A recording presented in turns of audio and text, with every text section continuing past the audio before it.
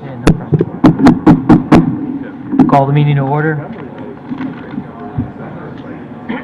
This is the April 18, 2017 meeting of the Town Plan and Zoning Commission of the Town of Fairfield. First item on our agenda are bills and communications, the meeting minutes for March 28, 2017. Make a motion to approve. Motion to approve by Commissioner Alessi, Second that. second by Commissioner Kennelly.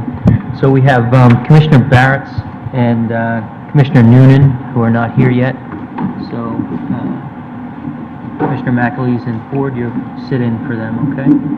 You both on, you both at last meeting? Yeah? Okay, excellent. So everybody have a copy of the minutes? Any discussion, questions, corrections? Ready to vote? All in favor signify by saying aye. Aye. Any opposed? Abstentions? Minutes are adopted unanimously. Next item is 148 Beach Road, request of Cynthia Burnham for a 5-year recertification of Great Beginnings Montessori School. Mr. Chairman, Great Beginnings has been at First Church Congregational for many years, going back to the early 90s, actually late 80s. Section 27.4.7 of our regs requires that a nursery school be recertified every 5 years. We have no issues with this site and recommend its recertification. Okay, thank you. Make a motion to approve, Mr. Chairman. Motion to approve by Commissioner Kennelly, I'll second. second by Commissioner Ford. I don't have anything more to add to the staff comments. They seem that as though they're in line. If any colleagues have concerns, I'm certainly welcome to hear them. Otherwise, I'd say let's move ahead. Right. Yeah, that's the purpose of the recertification, is to follow up on the applicant and make sure that there are no issues. None have been reported here. Anyone else have any other comments? All in favor signify by saying aye. Aye. Any opposed? Abstentions? Recertification is granted unanimously.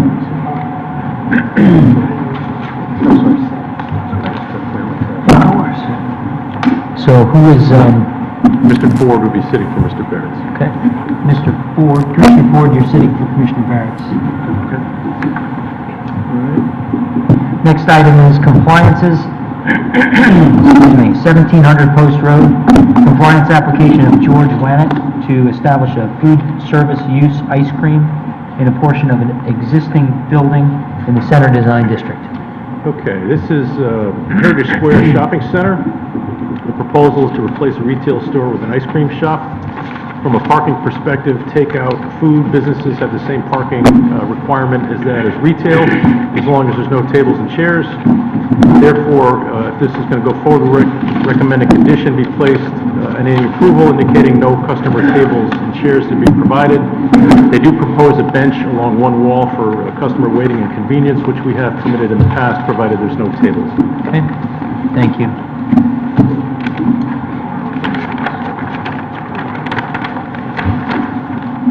Can I have a motion? Motion to approve, Mr. Chairman.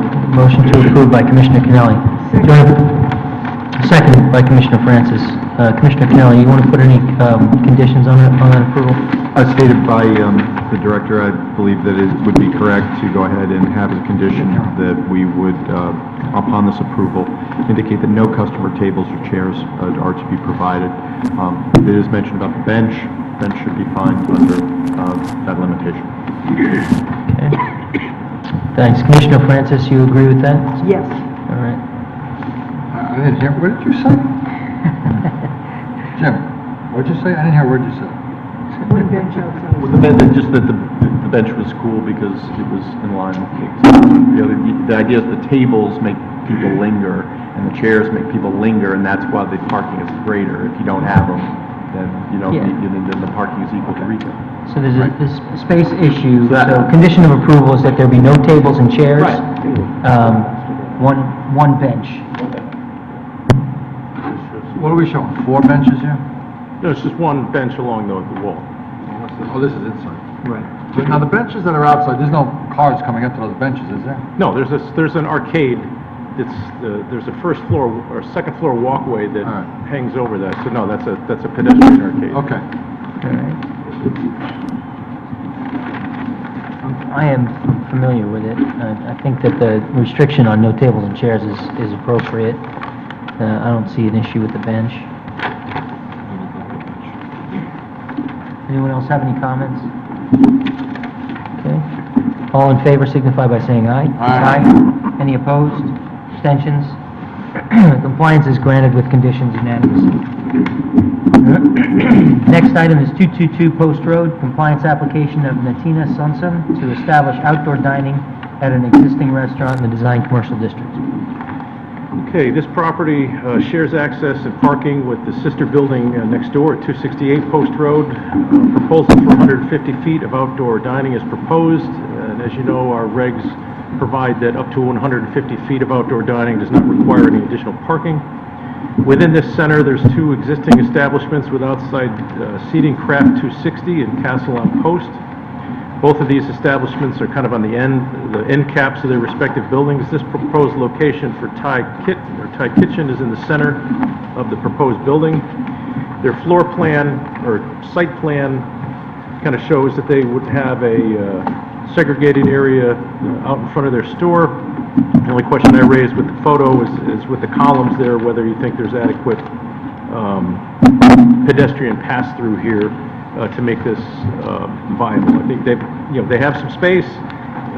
It doesn't require parking, but because of those columns, it may be a little tight for folks to get by. I will leave that to your consideration. Yeah. Okay. Thank you very much. And now we have a full slate of regular commissioners. Commissioner Barretts is in. Thank you, alternates. Motion? I'm going to make the discussion purposes, I'll make a motion to approve. Motion to approve by Commissioner Alessi. I'll second. Second by Commissioner Barretts. Commissioner Alessi? Yeah, I am going to vote to deny this application because with the outside seating between these two pillars, it's impossible to navigate on a sidewalk without pedestrians going into the parking lot. It's unfortunate that the restaurant is in the middle of the shopping center and not on the ends like the other ones that have the dining, but it's impossible for, like I said, to walk up and down this strip of stores or restaurants with those tables and chairs outside in the way. So I'm not going to approve this application. Commissioner Barretts? Yeah, how many restaurants in that shopping center currently have outdoor dining, and what's their size approximately? There's two. There's two buildings there, if you're familiar with the Yep. development. The building on the left, the far left tenant, is Craft 260. Craft 260. And the right-hand building, the tenant on the far left is Castle on Post. So those are the only two that have. And they both outside have dining. Approved outdoor dining? They do. Are they about 150 square feet of dining? Castle on Post is, I'd have to look, I think the Craft 260 may be a little bit bigger, because there were predecessor restaurants before that. Okay, so we've approved outdoor dining in the past for the shopping center. We have. This pillar situation is unique to this area of the sidewalk? Or? It is. Their frontage, if you look at their plan that they've submitted, their frontage is kind of right between those two pillars. I guess if they reduce the width of their proposed space to create more adequate pass-through, they could. But it's, Could you as shown, I think it's tight. Yeah, I can see, okay, yep. I would agree with Commissioner Alessi. Commissioner Francis? It's, their total width is what? Well, it's 15 feet 6 inches that they're showing. And the sidewalk and curb together are 9 feet. How much, and the wheelchair access is a little bit down here to the right, how much do we have to leave for people to walk by if we were to give her 5 feet? Is 4 feet enough for a person, a wheelchair, to get by? Well, typically you need 36 inches clear. 3 feet? Yeah. Okay. Well, I don't see any reason if she could do it in 5 or 6 feet from her storefront to the outside The picture she showed is not what she's going to do. This shows blocks and rows. And when I went and visited it, she has the trellis, the expandable trellis she can put up. But, which was very pretty, and some flowers. I mean, 6 feet isn't awfully deep, but if she could do a little table and a waiter inside of 6 feet, I don't mind. Well, they're proposing actually less than that. Yeah. Their proposal is 4.7. 4.7 feet to the planter, and then the planter Yeah. takes up some space. Question for staff. Is this, I guess, diagram what they would be, I mean, I guess that's part of the condition we could put on, but is this diagram what they would be required to use? I mean, I think That this is not- diagram is their proposal, Okay. so if, If it's granted though, are they gonna be required to keep this 4.3 feet between what looks to be the,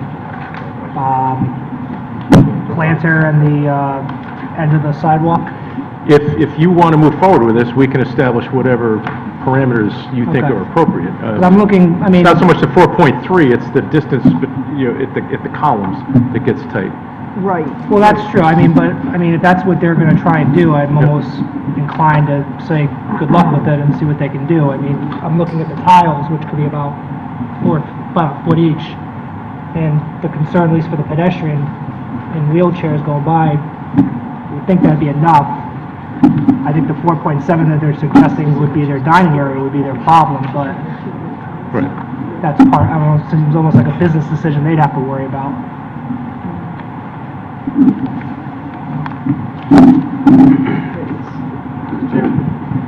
I feel if she can just do it between the pillars, I could live with it. Well,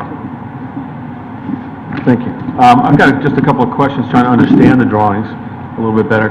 Can you give us an idea of where the door is? Is it, like on the plan, is it over on the right side, do you know? It's not very clear on the drawing. It looks like it's on the left side, unless that's the door of the adjacent seafood restaurant. I can't tell for sure.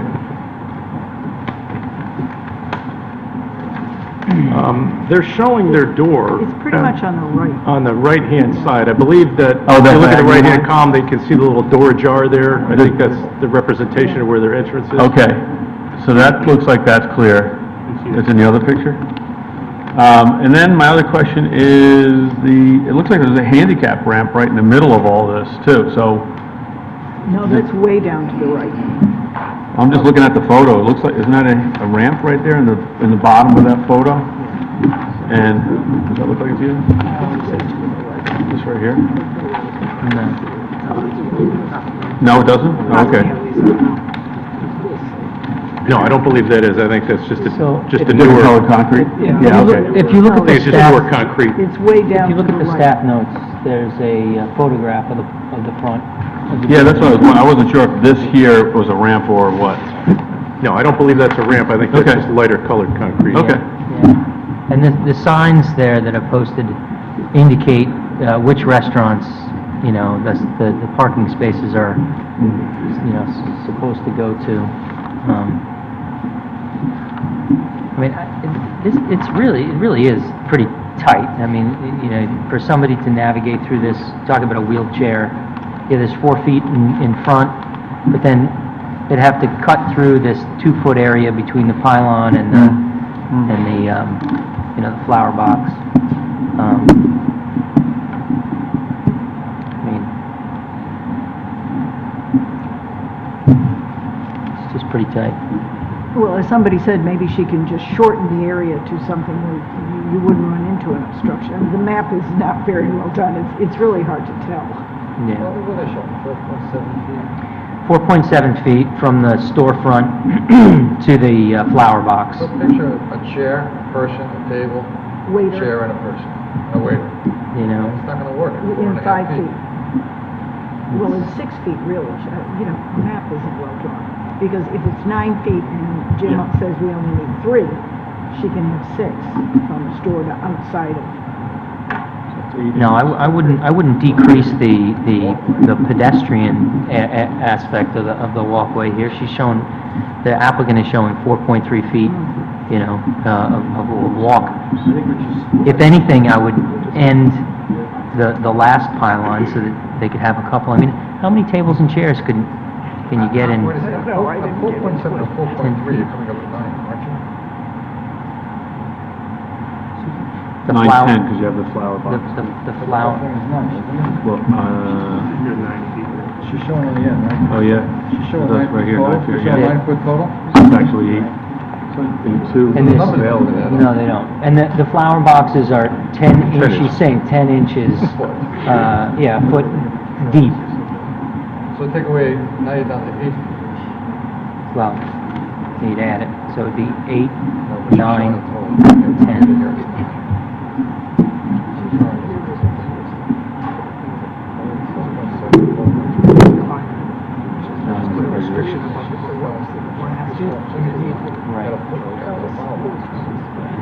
Yeah, her dimensions discount the 10-inch width of the Yeah, flower without box. adding the flower boxes into their equation. Yeah, but if we only need 3 Am I feet right? for a No, wheelchair. that's right. It should be to the rope. to the rope in between, right? So it's really, this is 3, yes, 4. I think that's what she's showing here. She's got 4 feet here. Mr. Rent, wouldn't typically we like about 6 feet usually from the building out to the end of the table, just to accommodate tables and walk around? I'm just recalling some that actually violated, I think, I just remember 6 feet at a couple on the post road where. We went out have, and measured it. we have certain restaurants that, yes, that it's a constant, they kind of Pushing push back. out a little farther than they were approved for. Yeah, because I'm just getting, like, this just sidewalk seems a little tight the way they have this drawing. Again, 4.7 feet seems small, like, it would be nice if it was larger, but there's not enough room on the sidewalk to make it larger without restricting pedestrian access there. And it's actually a little bit shorter than 4.7, because 4.7 goes to the road, so where you have the flower box, it'd be a little bit less than that, 4 1/4. So what's the typical width? I mean, what would be Table. you know, for tables and chairs? What do Well, you need? again, you're not gonna get more than these are gonna have to be very small. Tables. Like a two-person cocktail table.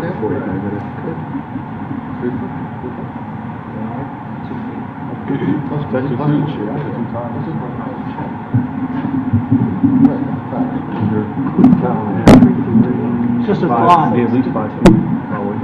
Just a thought, is it worth, because I mean, my issue is trying to see what the dining area is, what they're gonna use, trying to predict that. You know, to me, that's more of a business decision. Is there worth, if this were to be granted, put a condition that between the barrier and the end of the curb would be 4.5 feet? I mean, whatever they do on the other side of it, it's kind of good. Yeah, they can't hear you. I'm sorry. I was just saying, inside the dining area, you know, if they're gonna be limited to 4 feet or 5, whatever it is, you know, to me, strikes me as their own kind of business problems. For our issues, I'd be, you know, willing to maybe grant this with a condition that the space between the barrier and the curb is about 4.5 feet, where I think that would be enough for any pedestrian to go by. And what they do inside, I mean, they could get rid of the planters and put up something smaller, they could use smaller tables or chairs, whatever they want to do, but, I mean, to me, it's the pedestrian, being able to walk past without a problem. Yeah. I also think, though, history teaches us, though, when they find it's too tight, land boxes, they'll look out for it because the Well, one thing, speaking with Commissioner Francis, she was at the site, I did not get out to the site, but she mentioned that apparently what the restaurateur wants to do is use a trellis, is that what you described it as? You maybe talked about it better, you were there, but the idea being that it doesn't appear that while they have these boxes on this very simply drawn map, that that's what they're actually using, is that correct? I don't want to speak for you, but could you just describe what you saw? It's an expandable trellis, so obviously, you know, a trellis won't stand up by itself on cement, so, and she does have an expandable one, and I didn't ask, and there were some flower boxes there, maybe 6 or 8 inches, so maybe that's what she's gonna place in the bottom of the trellis and then put the trellis around it. So in other words, they were... But anyway, I mean, if Jim says we only need 3 feet for a person to walk, I don't see why we can't give her 6 and let her work it out between the pillars and the width.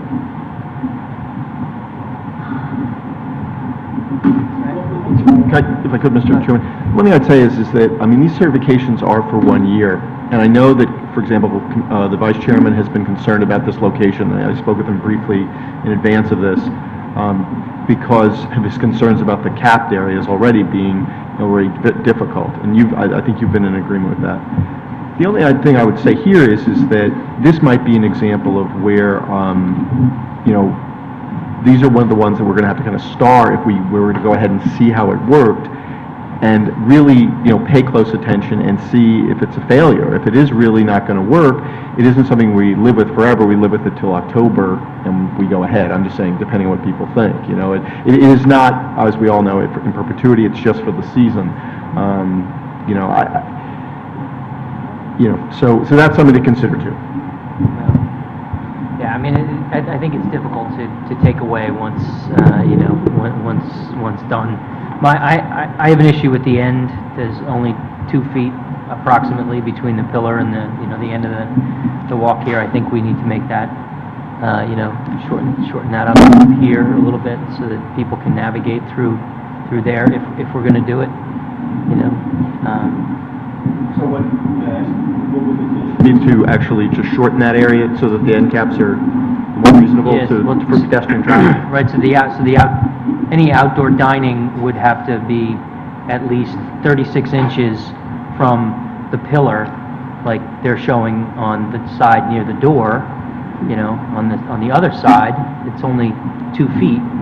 2 feet, that's the width of this table to navigate through on a pedestrian sidewalk on a storefront. That's, so, yeah. Mr. Chairman, adding to that, the ADA requirement for wheelchair accessibility is a minimum of 3 feet, so it would have to be that at least. And their drawing for 2 feet shows it to the rope, which is centered on the planter, so it really should be to that outside corner of the planter, so it's whatever the hard edge is, has to be 3 feet clear of the, the nearest obstruction. Yes. So that's gonna change that 15.6, probably down to maybe 14. Making Right. to Commissioner Alessi's point, taking another 1.5 feet away from their dining area, but if that's what they want to do, I think we could flesh something out that's a combination of Commissioner Noonan's idea and what you just said.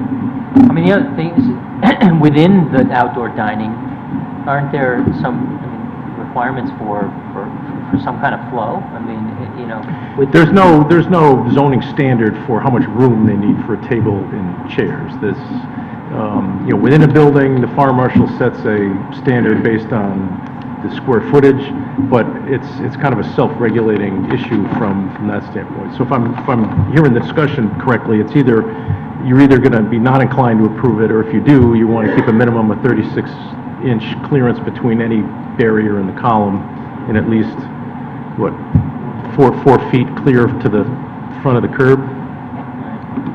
I mean, the other thing we can do is instead of trying to engineer this for the applicant, we can deny it without prejudice and say, listen, these are the issues that we saw. Come back to us with a drawing. Show us how you're going to put tables and chairs in this space and create pedestrian flow around these pillars. Yeah, I agree. That's the way. Well, the servers are going to come out to show better representation of the front door, okay? And the servers are going to come out, they're going to come into the dining area here, and then they're going to go back into the restaurant. But I agree with you to show the ingress and egress of the restaurant, an accurate depiction of the boundaries of the outdoor area, representation of the tables and chairs that they intend to put out there, and a minimum of 3 feet on the pedestrian flows around the pillars and I got you. the boundary of the dining area. And 4 feet in front, or no? However, yeah. 3 feet from the pillar, 4 feet in front. I mean, 4 feet is usually what we like to see on, and even any minimum sidewalk width. We don't approve 3-foot sidewalks. Yeah. It's not really, promenading. I got you. So, is there a limit, if we can deny with prejudice Yeah, well, the motion on the table is to approve for discussion. That's all right, doesn't matter. So, I mean, we deny it, they can come back with a new drawing? Well, the other alternative, you can just table it, and then they can come back with more clarifying All right. information. Change my motion to table the motion. Commissioner Alessi amends his motion, withdraws his motion to approve and now makes a motion to table. Yeah, I'll second it, as long as, the staff has captured all the chairman's comments about what we'd like to see, because if the drawings have that, that'll enable us to make a decision next time. I got you. All right? So, I'm good with that. I'll second the motion. All right, seconded by Commissioner Barron. Very good. Motion is to table. All in favor signify by saying aye. Aye. Any opposed? Abstentions? All right, the item is tabled unanimously. Next item is public hearing. It's a zoning regulation amendment, application of the Town Plan and Zoning Commission to amend section 12.5.9 of the zoning regulations.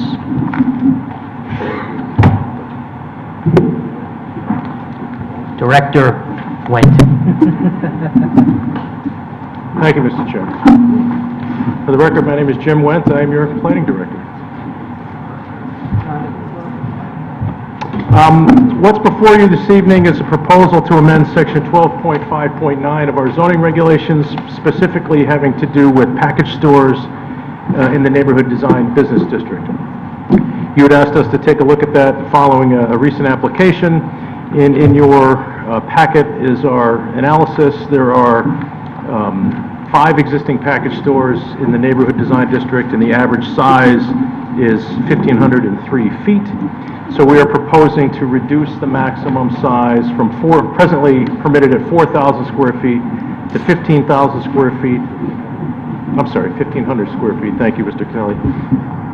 1,500 square feet, limiting the size and keeping with the average size of existing facilities, and to try to maintain the neighborhood scale of these uses, which is consistent with this neighborhood design district. We did refer this matter as required to our regional planning agency, MetroCog. They reviewed it and reported back that they feel that it's consistent with our regs and there's no regional impacts anticipated from this proposed change. So that's all I have, basically reducing the maximum size of a neighborhood design district package store from 4,000 square feet to 1,500 square feet. That's it. Very good, thank you. Does anyone have any questions for Mr. Wendt? Nope? Very good. Thank you very much. Is there any member of the public that wishes to be heard on this item? No?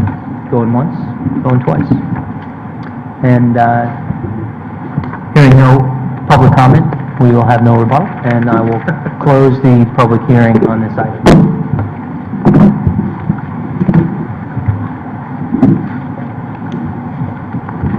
Next item is Scenic Road petition of Catherine Goodman to have Congress Street between Brett Road and Burr Street declared a scenic road pursuant to town ordinance.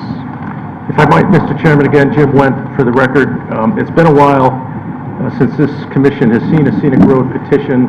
I believe I had this in the last packet, but I'm going to hand out to you with a list of the currently approved scenic roads and a copy of the actual scenic road ordinance.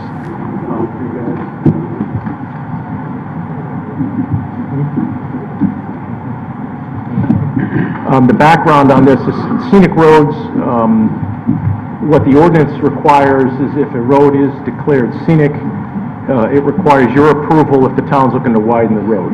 If it doesn't prohibit it, if there's a public safety issue, it's exempt, but the Public Works Department can't just widen the road without your approval if it's declared scenic. And as you can see, we've got about 24 roads already so declared, including the upper portion of Congress Street between Brett Road and North Street. So I believe Mrs. Goodman is here to present her petition, but before she does, I just wanted to outline the background of scenic roads.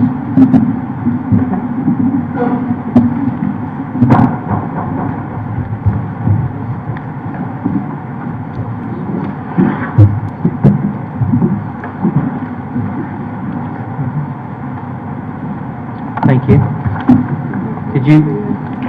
Are these copies, the only copies? Okay. Are these the same as those? Yes. Okay. Great. Okay. Thank you very much. I'm Catherine Goodman, and I live at 4265 Congress Street, and I'm here to ask the Commission to designate Congress Street from Brett Road to Burr Street as a scenic road. I would like to thank Jim Wendt for all his help with the process, and I would also like to thank the engineering department for the help with the town maps. Some years ago, Congress Street from Brett Road to North Street was designated a scenic road. Why they only did half the road, I don't know. I'm here to get the other half done. The petitioner did not request the whole road be done. Congress Street from Brett Road to Burr Street certainly meets the criteria for scenic road designation, as you will see from the pictures. I have 4 points, and if you will refer to the pictures. 1, it's bordered by mature trees or stone walls. 2nd, it offers scenic views. 3rd, it blends naturally into the surrounding terrain. And 4th, it crosses over a brook. As you can see, the stone walls could be in a coffee table book. We are blessed to live in a beautiful town, and I truly feel this is one of the nicest streets in the town. So, thank you, Commissioners, for your consideration. Thank you. Do we have any questions for Ms. Goodman? Well, the question I have, not going to continue all the way down the Black Rock Turnpike. Pardon me? Why don't we just consider another quarter mile of Black Rock? We could have, I just didn't have the time to do it to fill the criteria. Commissioner Barrett? Yeah, I drive up the street, but sometimes I get not familiar with what streets cross where, so I go up there a lot. How far a stretch, do you know in miles, are we talking about here from Burr Street to Brett Road? I know from Black Rock Turnpike to Whiting Pond is 2.5 miles. So from Burr to Brett would be what, Jim? 3,900 feet. So about three-quarters of a mile. Three-quarters of a mile. I just want to, I mean, these are attractive pictures and everything. I just, it's not like some of these scenic roads we've designed are just kind of small. You can see the entire street. We had a picture of all the houses on the street. This is a fairly larger stretch of length. I'm just trying to get a sense of the scale. So 3/4 of a mile. I wanted you to have the pictures so that you could put a picture with the criteria. Yeah. And I'll go drive along it and Please do, it's nice now. Yeah. Thank you. Commissioner Lester? So basically, we're going now from Burr to North. That's the idea? Yes, Brett to North is a scenic road now as of early 2000. Barry Tarasoff was the petitioner at the time. Why he didn't do the rest of the road, I don't know. And for the same reason you didn't keep going down to Yeah, Black that's Rock. right, that's right. It started to get cold, and going door to door on 2-acre zoning was a little bit tough. And I'm a grandmother, so I'm called upon to babysit. The weather's getting warmer then. Hey, I'll do it. If you would do this as a scenic road from Brett to Burr, I'll go the rest of the distance. Any other questions for Ms. Goodman? Thank you very much. Thank you for your consideration. Are there any members of the public that wish to be heard on this item? Yep, come on up.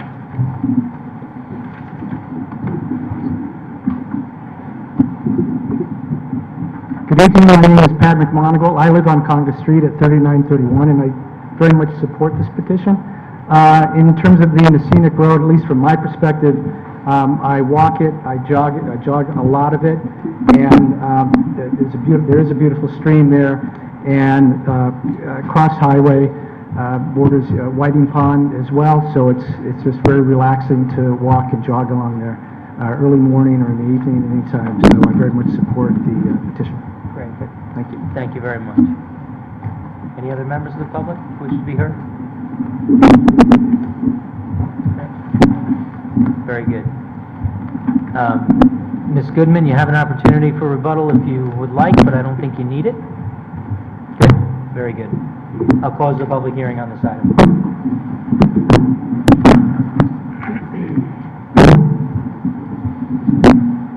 Next is zoning regulation amendment, an application of Shinto Thorpe LLC to amend section 10.7.2 of the zoning regulations. Related is 185 Thorpe Street, application of Shinto Thorpe LLC to establish a designed residence district on land presently zoned Designed Industrial District in Residence B.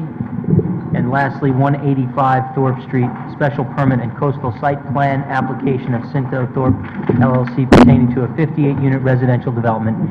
I called all three together. I imagine you're going to present all three at As once. well, yeah, we can have one public hearing, unified public hearing, covering all three applications. Very good. I don't know, do you think we need a motion to combine all three? No, I didn't think so. Very good. Attorney Fallon. Thank you. Good evening, ladies and gentlemen, members of the commission, members of the public. For the record, I'm John Fallon. I'm an attorney here in Fairfield, and I'm pleased to be representing Cinto Thorpe LLC. With me tonight, and I'll introduce him momentarily, is Mr. Bob Cinto, who is the managing member of Cinto Thorpe LLC.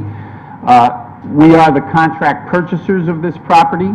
The owner of the property is 185 Thorpe Street Corporation. Before I start my presentation, this is the end, hopefully the beginning of a good road, but it's the end of a long road because Mr. Cinto and the team who you'll meet tonight have been working on this application for the better part of 3 years. So I thought it would be appropriate before I start to talk about the aspects of the application that are legally important and we introduce our consultants to provide information to you, that I'd ask Bob to come forward and just speak to a little bit about what focused him on this project, what his focus has been, and what his vision is. So Bob.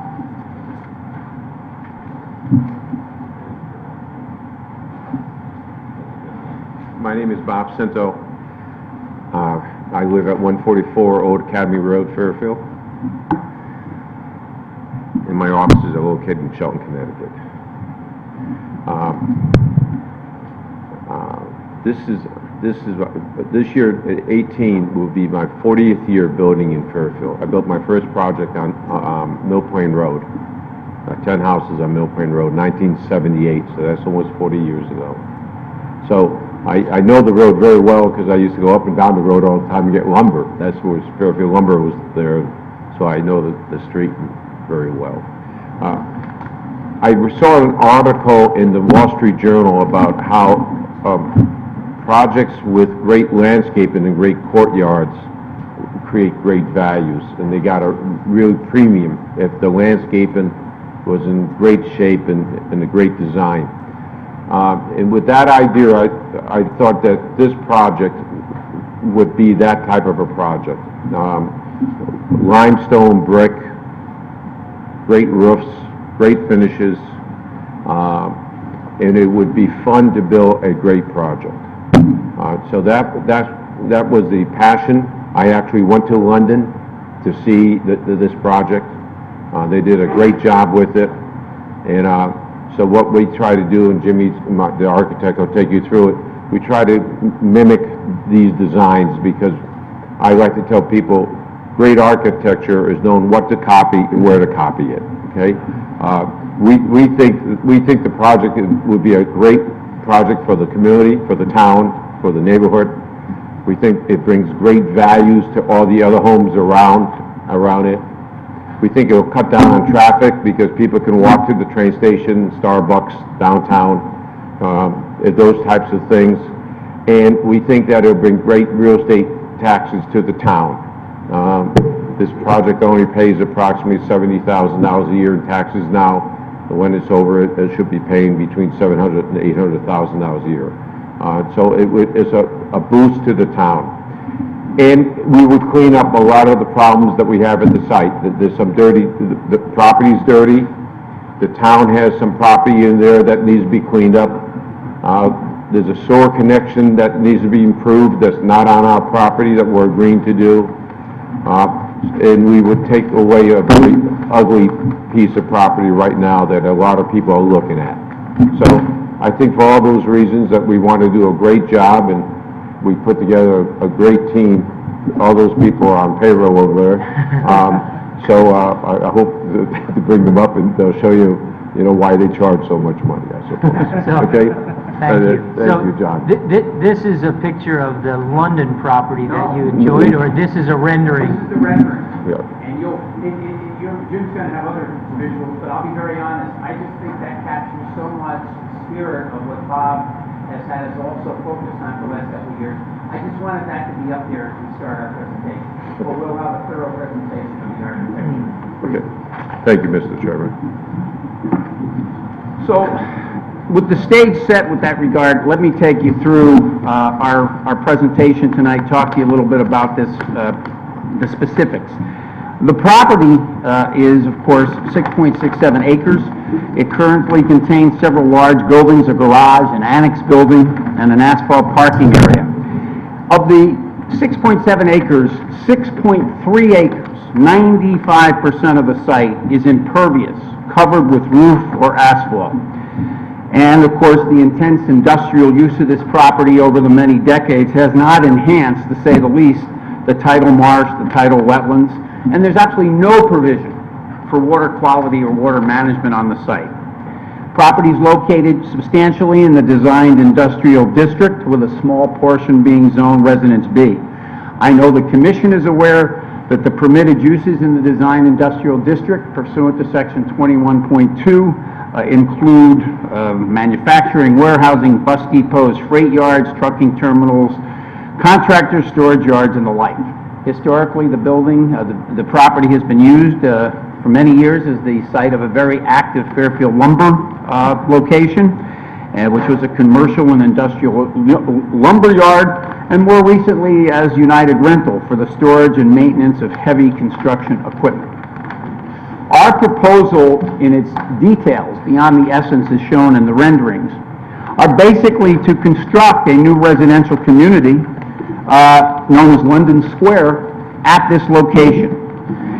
In the specifics, we propose 58 units of housing, 6 of which, in accordance with your regulations, will be affordable units pursuant to the state affordable standards for affordability. We're going to reduce that impervious area of 6.3 acres, 95% of the site, to 2.9 acres, reducing the impervious area to 43.6%. But in addition to that, of that 2.9 acres, 1.02 acres will be porous pavement. So the total amount of the actual impervious bituminous pavement will go from 6.3 acres to 1.97 acres. And in addition to that, as you'll hear in our presentation momentarily, we're going to introduce a state-of-the-art stormwater management and stormwater quality system, and we're going to reduce all stormwater runoff in accordance with town standards and the review that's been undertaken by the engineering department. So when you're all said and done, the actual reduction of porous area will go from 95% to 28.3%. In addition, and this is an important thing that I'll stress, the application calls for the removal of almost an acre of bituminous pavement from the adjacent town property, which, as you will hear, will be subject to a complete remediation at our cost in accordance with DEP standards. Lot coverage will be reduced from 33.8% to 19.5%. We're going to provide most substantial improvement in water quality.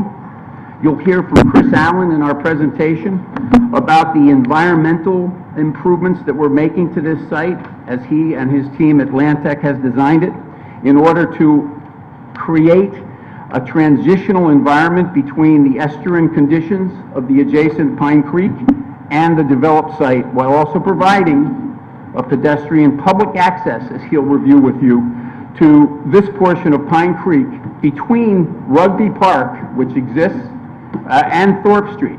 We're going to create a linkage between that residential area and our center design area.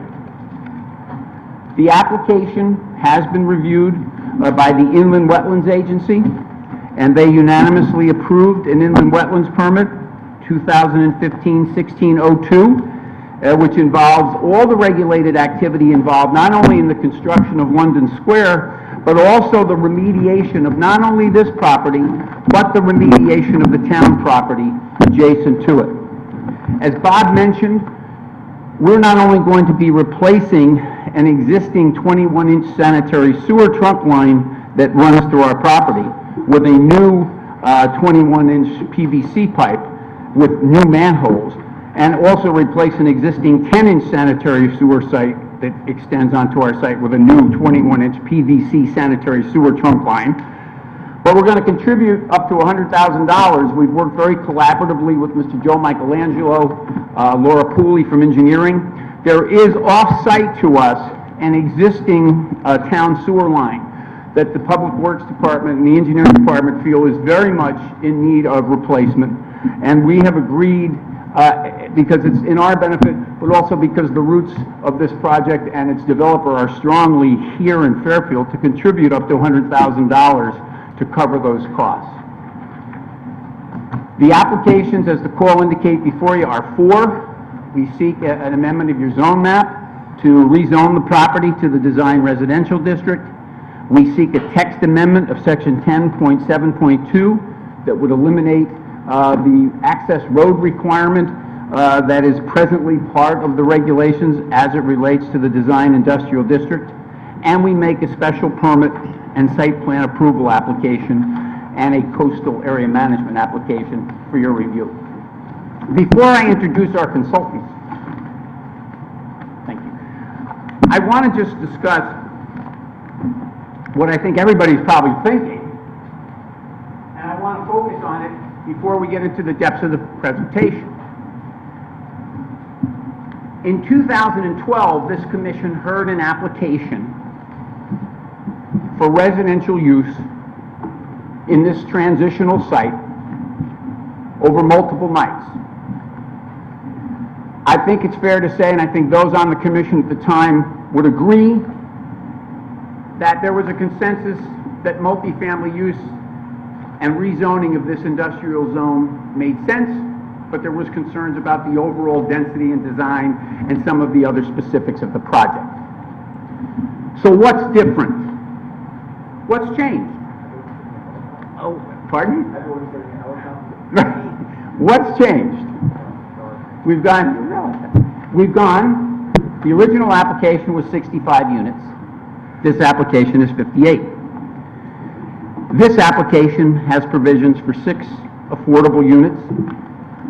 As you will see, and as you can study in your own, the location of these buildings, the residential buildings, with regard to proximity to the property lines and the abutting neighborhoods, have been significantly reduced. We have created very substantial setbacks from these buildings and the residential building. And that wasn't the case in the last application, where there were numerous buildings that were at the setback line adjacent to the residential area. This application, yes, Mr. Chairman? When you get a chance. Yeah, good. Can you just describe where this rendering, what view that rendering is in relationship to the buildings? Which buildings are those? Okay, is I'm going to call presently on Mr. Jameson, and I'll make sure he can address that Okay. up front. Thanks. Okay? Thanks. Rather than just jumping him out of seat. The other thing that I think is a major change, did you have a question, Ms. Smith?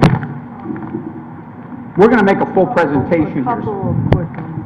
Is this on? Where's the off-site sewer pipe you were referencing? Is that on? I'm going to, again, respectfully, rather than bifurcating and giving you bits and pieces, I'm going to have our site engineer up here, I'm going to have our architect up here, I'm going to have our traffic guy up here, so if it's okay, I'd like to hold those questions. Obviously, if our presentation doesn't answer any questions, they'll be addressed. Okay, so we have less units, we have affordable units, we have revised the plan dramatically to take the buildings away from the property lines and away from the surrounding residential neighborhood. Another important change, which you'll hear about tonight, we've made provision in this application for a full secondary point of ingress and egress beyond Thorpe Street. At the time of the original application in 2012, quite honestly, that was the preference of the police and fire department. But at the time, we made a decision in that application that we would only have that secondary access for emergency. When we look at it reasonably, when we talk at police and fire as part of the work we've done over the last 3 years on this presentation, it just makes sense for everyone not only from a public safety standpoint, but from reducing impacts as they may exist at any time of the day at that Thorpe Street Post Road intersection, to have a fully viable secondary ingress and egress. So that's different. We have also, as part of this application, and as already approved by the Wetlands Agency, made provision for not only the complete remediation of this site, but also of the adjacent town property at our cost. And again, working over the last year or two with the engineering department and Mr. Michelangelo. As I've mentioned previously, another difference is we're contributing up to $100,000 to improve and replace an off-site sewer line. As I've also mentioned previously, we made a commitment in this application to much more porous pavement throughout the site that'll further reduce impervious area. The other thing that Mr. Galante will comment on that's different is that since 2012, the state has retimed the intersection at Thorpe Street and Post Road, and also installed a fully pedestrian phased crosswalk with regard to pedestrian phasing and safety at that intersection. Those factors didn't exist in 2012 either. And lastly, without embarrassing him, the other change that I think is fundamental here is Mr. Cinto, because he comes here as a lifelong resident of this community with a track record that is substantial. He is here. He will be here after this project is developed. He will manage this the way he manages all of his properties here in Fairfield and throughout Fairfield County, and I think that's an important factor as well. So, our presentation. First, I'd like to introduce Joe Pereira of Pereira Engineering. Joe will give you a brief overview of the existing conditions on the property and our proposed conditions with regard to site engineering. He'll cover the sewer questions and any other questions you might have. He will be presenting from boards, but he also has handouts for all of you, so you'll have those for your convenience now and when you deliberate. Joe.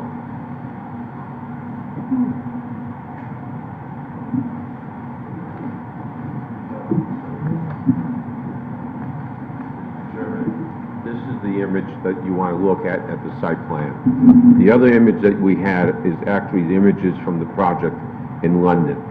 So I wanted to create the colors and the imagery.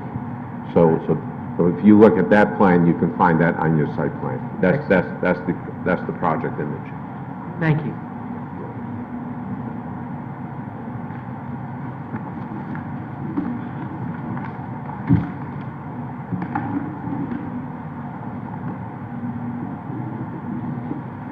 Mr. Chairman, I have some handouts if I can. Yes, please.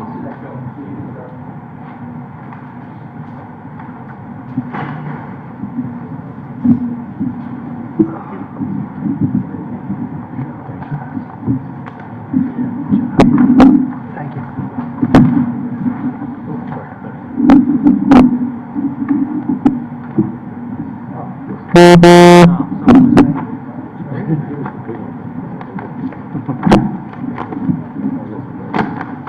Mr. Chairman, for the record, my name is Joe Pereira. I'm a professional engineer in the state of Connecticut and also principal for Pereira Engineering with an office at One Enterprise Drive in Shelton. Is this, your camera guy asked me to put the board here. Is this okay? It is. Can members of the public see the screen or anything behind that? No. I mean, you got it.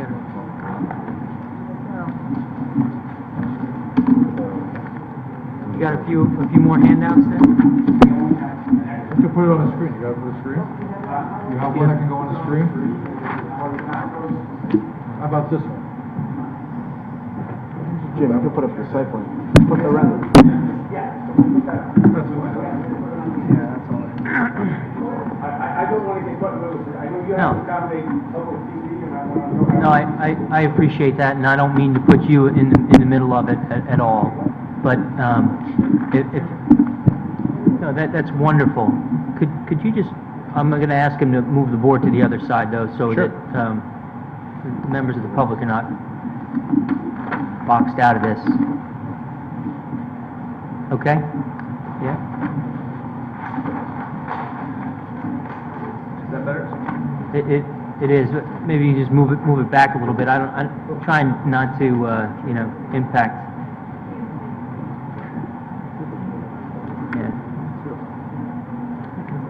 Yeah.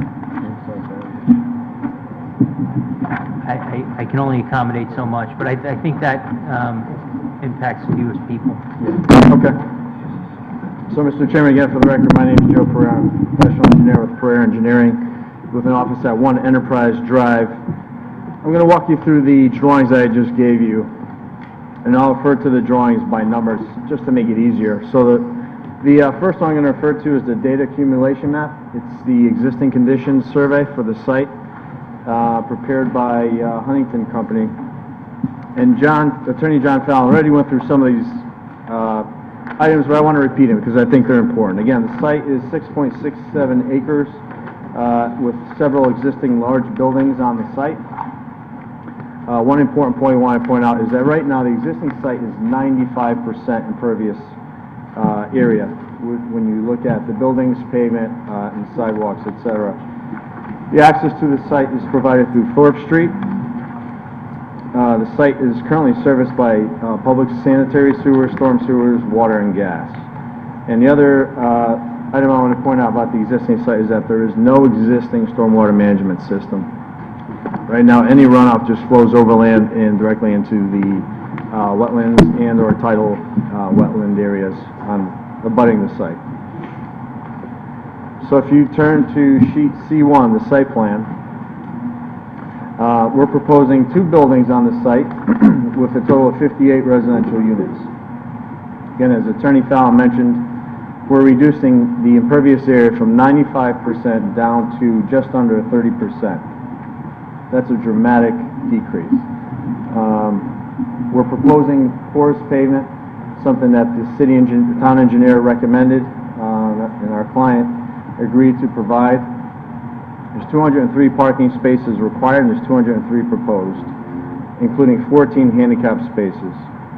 Each building has open parking area on the first level, and open courtyards in front of the buildings. We're proposing to use, again, porous pavement for all the driveways and the parking areas. There's a 20-foot section of driveway that connects the garage entrance to the porous pavement. And we're making that your typical bituminous pavement. The reason for that is if you ever have any settlement on the site, then there will be bituminous pavement that's settled, and that's an easy area to repave and maintain a level entrance into the garage. So it'll be a controlled settlement if that ever happens. We're also proposing concrete sidewalks and curbs. There's also a stone dust sidewalk that runs along the southern property line.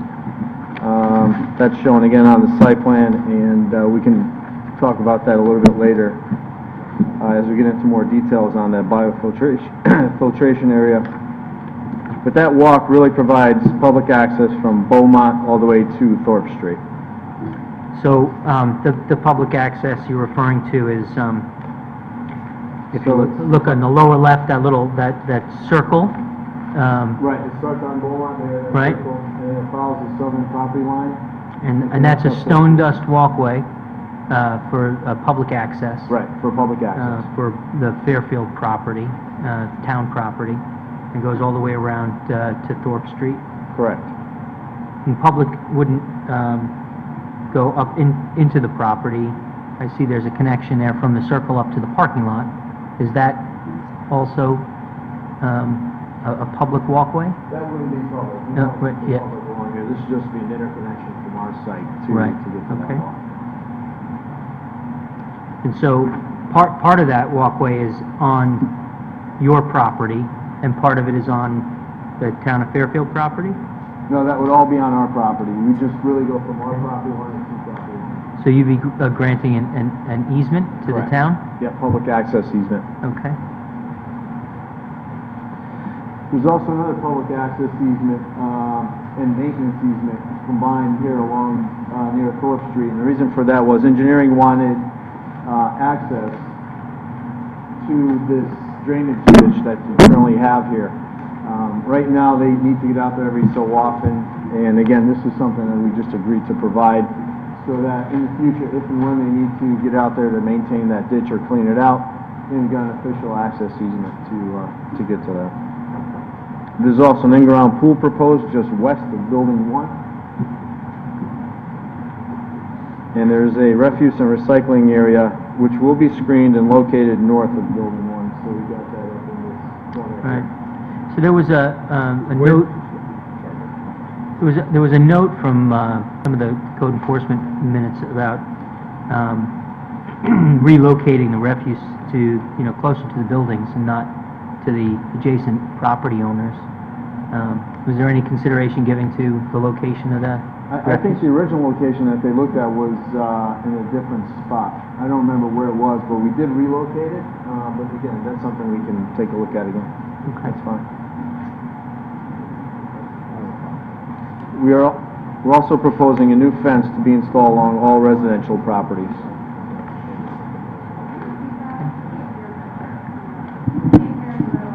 So, can't hear?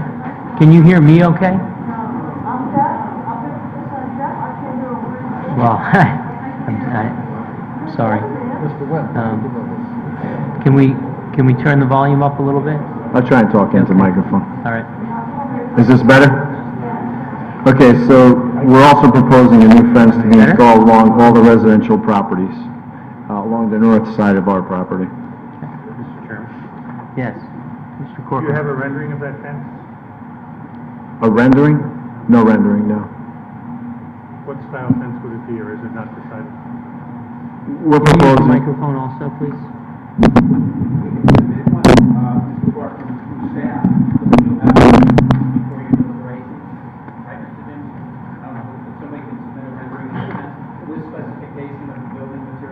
Yes, that would be good.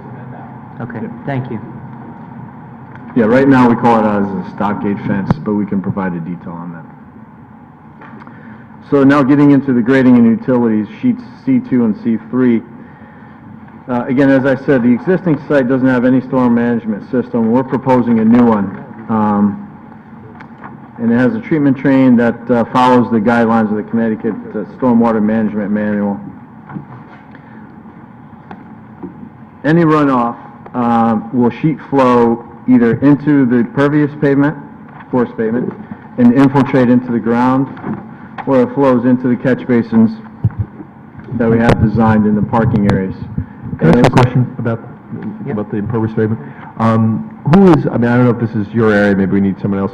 Who is responsible for the maintenance of this impervious pavement? Is this going to be a neighborhood, a condo association, or is this going to be the town of Fairfield? Are you aware of? It won't be the town of Fairfield. It won't be the town of Fairfield, so some professional connected to the property would be responsible, because it's got sand in it and stuff, and this is a large amount, I it's think Ms. multiple acres. Pooley, in her memo Right. in March, references that and specifies, and we're going to do this, and it can be a condition of approval if you want, that in our documentation in terms of the association, it would be set up as an obligation with To maintain it.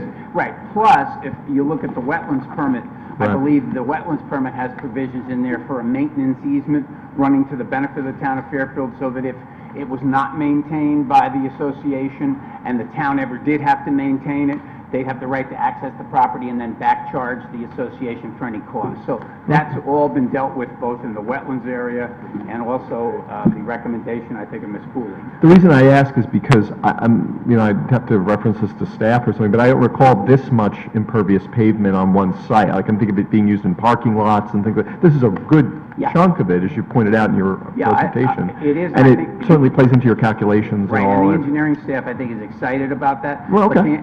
to answer the question, it will be both double bootstrapped I hear you. by way of the wetlands conditions and also Ms. Pooley's comments, which can become part of your recommendation, if you should approve this, as we hope you will, that there would be, within the documentation, requirement that the association would have to maintain it, and she actually calls for the submission of a management plan, Yeah. just like we've done at Fairfield University, so that would be incorporated into your conditions. Right. So since we're talking about that, Mhm. she also makes a recommendation that there be an explicit disclosure to prospective home buyers that the site will settle as much as 2 inches over some course of time, which will result in there being some work that is necessary on this pavement and the buildings, in some near term. So you're amenable to that as well, as a condition of approval? It's not only the right thing to do, but it's in our self-interest to do it. Yep. Okay, thank you. Okay, so just talking about the catch basins, all catch basins will have hooded outlets and deep sumps, again, with stormwater quality in mind. Roof drains will all be connected and released into the bioretention areas that we have located throughout the site. The bioretention areas help to provide additional stormwater detention as well as water quality improvements. We're also providing a biofilter swale to pick up runoff from any abutting properties to the north, and that stormwater runoff will also be discharged to the biofiltration swale. Basically, any and all stormwater runoff ends up flowing through the biofiltration swale and ends up being polished in that biofiltration swale. Again, that's located along the southern portion of the property. And the thinking is to polish the stormwater runoff before it's introduced back into the tidal wetlands. In short, the proposed stormwater management system meets and exceeds the requirements of both the conservation and engineering department's requirements for stormwater attenuation, water quality improvements, and groundwater recharge. The proposed stormwater management system reduces the post-developed runoff and improves stormwater quality with low-impact development and best management practices. And there was also a question about the sewers. We did receive WPCA approval for the sanitary sewers, and that work involved replacement of a large trunk line that crosses through the site, really between both buildings here. And there is an easement there in place and proposed. It's a 21-inch sewer, it's a clay pipe, and we're proposing to replace that with a new 21-inch clay pipe, PVC pipe. That's a big benefit to the town. That pipe, in WPCA's opinion, is probably settled. It's got a lot of infiltration inside of it. Putting in a new pipe will close it all off to I&I. And in the end, that really frees up flow to your treatment plant. Client has also agreed to donate up to $100,000 of additional funds to replace the 21-inch sewer pipe off of our site. So that's for another 111 feet of sewer that's off of our site. And again, that was something that WPCA requested and found very valuable because in the end, it really takes it down to the next manhole. It takes it down to the what? To the next manhole. So in other words, Is that through the town property? Is that what you're pointing to? Yes, yeah. That was my question, is where is this off-site thing? Yeah, Okay, through so the town property. we have a sanitary sewer that comes from Bungalow, 21-inch, cuts through our site between both buildings, and goes past our property line, and then heads out, and then from here, there's about another 111 feet or so to the next manhole. And So is you- this a solid PVC or is it the Perforated? French drain? Yeah. No, it's solid. It's sanitary Solid. sewage, so it And needs to that's be better solid. in this case? Yes, I know, it's a very wet site. yeah. Okay.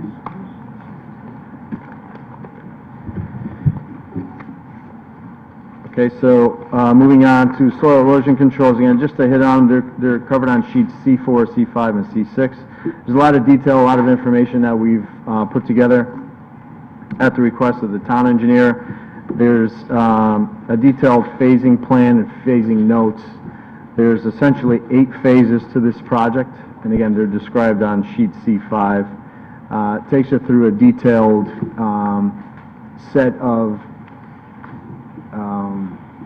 sequences in order to construct a project. And a lot of the work that we're talking about, the cleanup of the site, the remediation, the installation of the sewer, all of that work is done really up in the first few phases before we really get to any of the new construction for the site. What's the timeline? I mean, let's presume, it was approved today, the phases. What's the timeline? I'd leave that to Bob. Yeah. Make something up. You don't want to do that. I mean, how long do you anticipate certain phasing to take? I don't mean that you have to start building as soon as it's approved. That oftentimes doesn't happen, but, Yeah, you know. a year, it would take us at least a year to do these phases. A year to do the We have phases? surcharge involved, right? We have to surcharge some of the land. It's a very complicated project. We have to remove all the asphalt, we have to go into the town, the property in town, we have to reestablish that, then we have to get everything surged before we can start to dig. Right. So, you know, it's really, it could be a year, it could be 18 months before we can actually begin pouring concrete here. Right. Okay. That's what I I was... didn't mean to be flip, but you can, No, it's a very difficult project. Yeah, yeah. Well, you know, you also, I would imagine, once you get into the remediation process, you might find that it goes quickly, or you may find that you need certain time to, you know, allow the soil to reintegrate and Yeah. compact and so forth. And there's a lot of inspections all the time. Yeah. And, you know, you have to get inspectors out to see everything as you do it. Yeah. So it's a very difficult project. All right, so you'd, I mean, 12 to 18 months for remediation and staging, Yep. and then construction would really begin after that. That's about it. Yeah. Okay. Okay. Chairman, aside from the details which cover sheet C7 through C9, that really covers my presentation. So if there's any questions, Does anyone have any questions? The engineer? Yeah. Commissioner Alessi? You might want to join in on this. Did you guys review the code enforcement minutes on this, on the engineering section? You want to answer some of those questions as we go down them? Well, we have, you know, there was, I think, 12 issues. I don't have issues with 12 of them, but I just have concerns on some of them, you know, going down the list. On the code review under the engineering part of it. Well, yeah, those were all, I'm just pulling out the code notes, but the code was held in August 2015. Okay. Those, we had probably upwards of a dozen meetings since then, and you have in your file, as part of this application, an email from Laura Cooley in March of 2017. So, the answer to your question, Mr. Vice Chairman, is we addressed all of those engineering comments starting in 2015, and what you have from Ms. Cooley for this hearing are the comments that I think the chairman and I were alluding to, but we've addressed those comments. Including all the settlement issues on the utilities and everything else? Absolutely, I'm going to address that, but the answer is yes. The other Okay. thing, just to anticipate, obviously, there were extensive comments at the code meeting in 2015 from both Mr. Carey at Conservation and Ms. Jacobson in terms of wetlands considerations. All those are very helpful. Yeah. We filed an application that ultimately addressed all those things, and we got a unanimous approval of a wetlands permit that was in. Yeah, I wasn't going to get into conservation or the wetlands. I saw that, but it was just basically the engineering was the one And that we I had also questions met with on. the fire department after that, Right. and on and on. So yes, the code is kind of in our Bible. One of the comments, and maybe this is not the right time, was for, you know, pedestrian flow, internal sidewalks and the like. I don't see any sidewalks through the parking lot, or for, you know, if somebody's in building 2 and they want to go to the pool, and they walk through, I guess, through the parking lot. No, I'll let Mr. Galante address that, and then, you know, if after it's addressed, there's further consideration that the commission would like us to make in terms of on-site pedestrian, we're certainly willing to do that, but it is not, we will address that. All right. Okay. Okay. Yes, Commissioner Canelli? So these, it's 58 units? 58 units. Are these mostly, it's like that. Excuse me. Are they mostly two-bedroom? They are, Jim? Jameson, our architect, I won't speculate.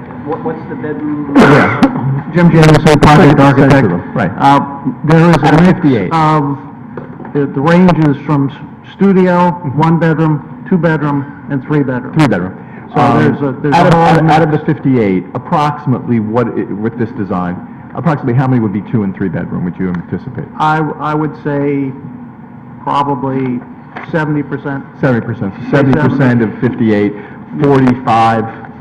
45 of these will be 2- or 3-bedroom? I would say so, yes. The reason I ask is because I'm very appreciative about this talk about the sewers and all. It sounds like a wonderful gift, except that you really are talking then about 45 to, 50 residents, say 45 residences of impact on the sewer system, equivalent to what would be, all the homes on Bungalow Avenue, Helen Street, Granville Street, in terms of those numbers. They're all fairly small homes now being serviced by those current pipes. So that neighborhood, in a sense, is going to be almost doubled in terms of their impact on the sewer. So it's good that you're modernizing them, but that's because that neighborhood is now going to be double the impact, I would say. You're right, but that's why we had to go through a rigorous WPCA process. We had to submit a flow analysis that had to detail exactly based upon counts what our anticipated flows were, what the capacity of the sewer system was. So, and we do have our... I'm not arguing that it doesn't meet the standard. I'm just saying that it's less a gift to the town of improving our sewer system than it is that you'd have to upgrade the sewer system to double the neighborhood right behind it in terms of 2 and 3 bedroom homes. Yeah, You're right. That's all I'm saying. Mr. Pereira will address that. I think another way of looking at it, though, is we could address our flows without making the off-site improvements that the town wanted us to make.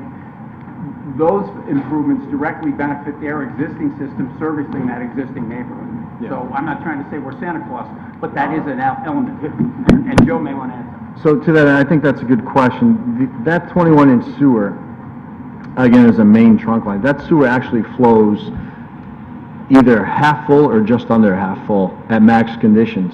And believe it or not, by adding our project into the mix, we're only increasing the water level in that pipe by, if I remember correctly, either a 1/4 inch or a 1/2 inch, believe it or not. You gotta remember, it's a major trunk line. So this development, and again, it's all on record with WPCA, has a minimal impact on that sewer pipe. There's plenty of capacity in that line. Thank you, Joe. One more question. Is that okay? Go ahead, yeah. One dumpster is enough to service this whole complex? I'm sorry? The one dumpster is enough to service this whole complex? I believe we have room for 2 dumpsters in that area. Okay, in Ms. Pooley's notes, she does agree that it has to suggest that it has to be relocated, and I think myself and the chairman might be in agreement with that. We did relocate it once. If you would like us to relocate it again, or if you'd like us to study that, we're not objecting to that, but we didn't ignore Ms. Pooley's comment. Okay, and we also made attention to her comments as far as the settlement of the porous pavement and everything. We'll talk about that momentarily, but the answer is, the data you have, that I'm going to refer to in a moment, she has reviewed, and I think she's comfortable with it, subject to the comments she made in her report about disclosure and so on. Mr. Wendt, you'll get an updated letter from her, I guess? Okay, thanks. Thank you. Thank you. All the consultants are obviously going to be in attendance throughout the course of the hearing, so, if other questions arise, they'll be here. I'd like Chris Allen to come forward. Chris is from Land Tech. He's going to give you a brief overview of the environmental aspects of this and the things that we have done, again, working with the Conservation Department to enhance materially this really very sensitive environmental site that for too long, sitting as industrially zoned property, has not had the benefit of environmental enhancement. And he has a handout still, and I'll give my...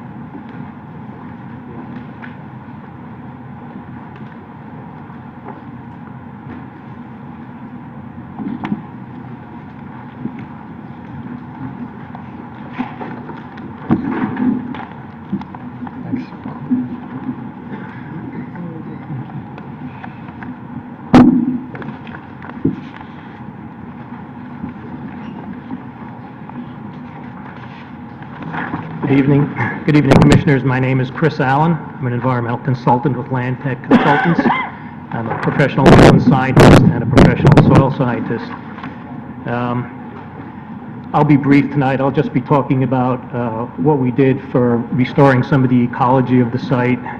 Also, we were involved in some of the stormwater management design and revegetation of some of the paved areas on the property. As you've heard before, the majority of the site is currently paved. There's very little naturally vegetated area. Paved areas extend right up to the edge of the adjacent salt marsh associated with Pine Creek. The salt marsh is dominated by common reed, otherwise known as Phragmites. Actually, the paved portion of the land extends off the property to the south, which has been referred to as the town-owned property. The pavement does extend further than the boundary of this property. As you've heard from Mr. Pereira, the stormwater management system includes a number of low-impact development design measures that will greatly improve the stormwater runoff from the site. As he said, currently all the stormwater just runs off the pavement directly into the salt marsh without any treatment. In addition to all of the low-impact development measures, including the porous pavement, grass-lined swales, and rain gardens, we assisted in developing that biofilter swale that runs along the entire perimeter of the site, along the east and south sides of the site, as shown in the green area in there. And actually, if you look at the second page of that, there's a cross-section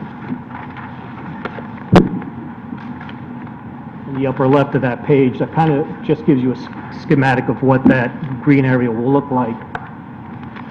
From the edge of the development, there will be some planted shrubs, wildflowers, and trees in between the development and that biofilter swale. All the runoff that is discharged from the site will go into that swale that runs along the entire perimeter of the site. Those will be planted with coastal grasses. From the swale, it will rise up into that area where the stone dust trail for public access will be.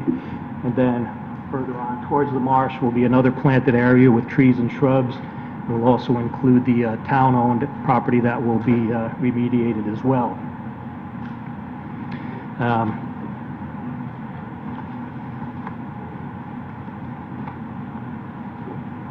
The entire restored area within that green strip around the site is approximately 1 acre in size. And as I said, it will have a number of different vegetation planted zones. They will all be native plants. In addition to the planting within the swale, that will serve to trap sediments, uptake excess nutrients. It will also increase the flow of diversity of the site adjacent to the salt marsh. Will also improve the quality of the water within the marsh by eliminating point discharges of fresh water into the salt marsh, which can affect salinity. The way this is designed is the majority of storm water will filter through that swale into the ground and into the marsh in a diffuse nature along the entire boundary of the site. During excess flows during heavy storms, there are 2 places where there is long weirs provided where it will overflow as sheet flow into the salt marsh. And those areas will also have a footbridge to connect the public access trail to maintain a continuous trail along that area. Also, as we've spoken, there'll be an additional approximately 0.84 acres of paved area on the town land that will be remediated. The area will be regraded to provide some topographic diversity. There'll be mounds that will be created to plant trees and shrubs on to get them out of the salt intrusion zone so that they're elevated above the groundwater. That whole area will get a mix of native trees and shrubs, wildflowers, and grasses. And the replacement of that pavement adjacent to the tidal wetlands will restore a vegetated area, as I said, with enhanced topographic diversity, will serve as a more protective buffer against coastal storm events, will increase the site's natural habitat diversity, and provide an attractive vegetated buffer between the development and the tidal marsh. And lastly, as you've heard, there will be a footpath throughout that vegetated area that connects Thorpe Street to Beaumont Street, as well as the park. That's all I have. If you have any questions, I'd be happy to answer. Does anyone have any questions? How large is the salt marsh area? Oh, it's huge. It goes all the way up. It's part of the estuary of Pine Creek out to Long Island What's the area Sound. that you're responsible for remediating, restoring? We're not actually restoring the salt marsh. We're taking out the paved areas that are adjacent to it. So we'll be recreating naturally vegetated areas where the pavement goes up to the edge of the salt marsh, which will include that. Is that what you referred to was almost an acre? Yes, well, it'll be almost 2 acres, including the town-owned property. And what did you say was .84 acre? That's the town-owned property. The little, okay. Thank you. Commissioner Kennelly? Thank you, Mr. Chairman. Mr. Allen, is it Yes. Dr. Allen? Can you use No, your microphone? Commissioner Knapp? sorry. I just want to just understand, because you mentioned this. So, Mr. Allen, I'm looking at this chart. Yep. So this is that kind of, in other words, when there's runoff, this is where that yellow kind of drop, is this where the water is going to be kind of retained? Yes, The goal is that fresh water is going to sink into the ground here as opposed to go over and then down into the, That's correct. that's the concept That's here. the concept. Okay. Mr. Chairman? Thank you. A quick question. On the rendering, what is this sort of orange-colored boxes? What are those down to the left? As I said, there's a couple areas, there's one there and there's one here that actually isn't colored, where when you have heavy storm flows, it's kind of an elevated area where the flows will be allowed to spill over that. If you look at that Into the cross-section, waterway. it will spill over into the salt marsh during heavy storm events. Oh, okay, I missed that, sorry, thank you. Thank you. Before we turn our attention to the landscape plan, lighting plan, and architecture, I just want to acknowledge a few people who are present tonight. You received, and it's part of your file, and it's also been subject to a very thorough review by the engineering department and the Conservation and Wetlands Agency. But you do have a report, environmental report from GZA Geo-Environmental Inc. Adam Henry is here tonight, our LEP on this. You note, as we've indicated, that not only does the report, which we have submitted as part of this application, cover the protocols in terms of the remediation of our property, the assessment that was made with regard to contaminants on the property, but it does the same thing with regard to the adjacent town property, which is part of this application, unlike the last application, now is addressed thoroughly in terms of a complete remediation of the adjacent town property at this applicant's expense. Also here, if you have any questions, is Ulrich Lafosse, who submitted a design geotechnical, geodesign, I should say, and he submitted a geotechnical report. It's extensive, and it covers the subsurface investigations over the last 4 or 5 years that he and his colleagues have made, the findings as to the existing conditions, a very detailed settlement analysis, the proposal for settlement control measures and mitigation, and also a thorough post-construction settlement monitoring program. This was a fundamental thing that was looked at not only carefully by the Wetlands Agency, but very extensively by the Town Engineering Department and Ms. Pooley, and that is also part of your, yeah. And is that because this is essentially built on what was once land, is kind of landfill? Is that what it is? What's the maybe I should ask the experts, but Yeah, is that because, is this all that concern because this is kind of marsh that got filled in with, I'm just, you know, Without making him Yeah, blush, sorry, I'm just kinda- without making him blush, I will say this, because I've come to know him very well. You probably have, certainly, the most expert geoscientist in the state, and maybe one of the 2 or 3 in the country. So I'm not gonna get up and answer any questions when he's looking over my shoulder. Sounds great. And I'll have him answer the questions for you. Thank you. So I'll do my best with your report, but as a political scientist, as a major, I'm pretty sure I'll be struggling. But my basic question is there is all this concern about settling and everything. So I wonder if you could just talk in more layman's terms about what it is under the ground that is, you know, this was a lumber yard serviced by railroads on the edge of marsh, of a tidal marsh. What's there? Is that land that was always there? Is that land that's sort of become man-made due to industrial, practices?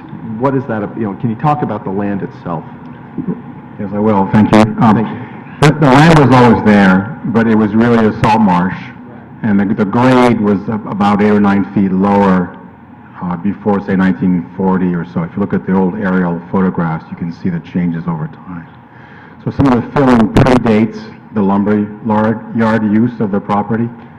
And so right now, what you have is, in fact, if you look at, many I think have walked the site, or if you haven't, you should walk it, as my recommendation.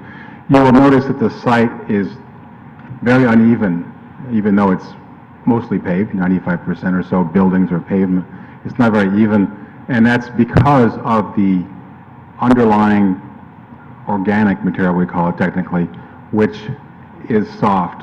And when you put load on it, like the fill or buildings, and you don't take certain precautions, which we will, you do get uneven and rather large settlements. So all of the proposed ways to deal with the settlement issues and the maintenance of the porous pavement and the buildings as a result of that is going to be incorporated into this management plan? Yeah, it says it's either incorporated in the design and construction documents at the onset, Yep, saw and that. then long-term for maintenance in a management requirement. So I'm not concerned about the, well, I shouldn't say I'm not concerned. I think it is dealt with in the construction documents, and that's what we all have here in front of me. But we've not seen the management plan yet, right? Is that going to be submitted to us for review? Well, I believe the report that is of record, which was Mr. LaFosse has prepared, Right. does include all the post-construction settlement monitoring and so on and so forth. Yeah, those are recommendations from your expert. Right. Are you relying on us to make those conditions of approval? Or No. are you going to submit a management plan or a condo association agreement, you know, for us to, as part of the application? That's where I'm going. Right, two separate things, I think. We had a previous discussion about the maintenance of the porous pavement. Yep. And in accordance with Ms. Pooley's recommendation, I think your approval, which we hope you will grant, should include a condition That's my question. that would require, which will be a mirror of the condition in the wetlands permit, that the applicant must submit a management plan for the maintenance of the porous pavement, as well as a maintenance easement running to the benefit of the town that will require the association, as pertaining to its bylaws, to in fact maintain in accordance with the management plan the porous pavement, and also provide that if the association should not do that, the town would have the right to enter upon the property to do that, and to also charge back by way of a lien any cost the town would incur in that, a standard maintenance fee. So that's one thing. Now, the other thing is the program for geotechnical monitoring. The plans that you have and the very extensive geotechnical report that's part of the application set forth requirements for construction. So when you approve these plans, those will be approved. Correct. They also, and I think Jim has it, it's a Bible, but within it is contained post-construction settlement monitoring provisions that Mr. LaFosse is recommending requiring long-term. Those also, I think, should be incorporated as a condition of approval, and they should have the same approach as the management plan for the porous pavement. That being that the association documents, but the other thing I would say is that is part of the construction plans and you are approving. So I don't think maybe you have to do that, because if it was ever found, for example, that you were not, that the association wasn't engaged in the post-construction settlement monitoring plan, that would be a violation of the site plan approval, because that's part of what's applied for. Well, that's going to be difficult to do, too, you know? That'll be difficult to do. I'm sorry, I think you've answered the question. And I understand now that we should make it explicit, you know, conditions of approval that require the submission of a management plan, the condo association agreement, et cetera. And Regarding that, Mr. Chairman, Yeah. I'm just curious, what would trigger that? In other words, what would trigger the town? I mean, like, I guess where this has any practical concern would be, well, what if there was a big problem and water started puddling and all, and there was things like that? How is that triggered in that kind of agreement? The A wetlands- town the wetlands- inspector can come and say it's not Yeah, appropriate? the Wetlands Agency has been doing that for 20 years. Yeah, on properties around town? that Every They place. can go and see and say, this is up Every to place. snuff, Sacred and Heart, try you deal with it, or... In other words, Okay. if the staff in the wetland site, and this would do zoning, became aware of a condition that was occurring due to non-maintenance of the porous pavement, the documentation that is required under this wetlands permit and many others is going to require that there'll be a record easement on the land records that the town would have the rights to engage that and then charge the property owner, the association, for the costs. Thank you. Thank you. Thank you. All right. So, I'd like to call on Earl Govan, Blades and Govan. He'll give you a brief overview with regard to the landscaping plan and the lighting plan. Obviously, both, and especially the landscaping plan, are very important in the context of what we're trying to create here, as Mr. Cinto described it, with regard to this London Square community.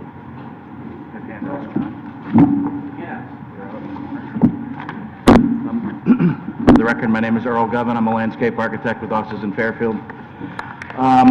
As you've heard previously, there is a concept by which this plan was conceived.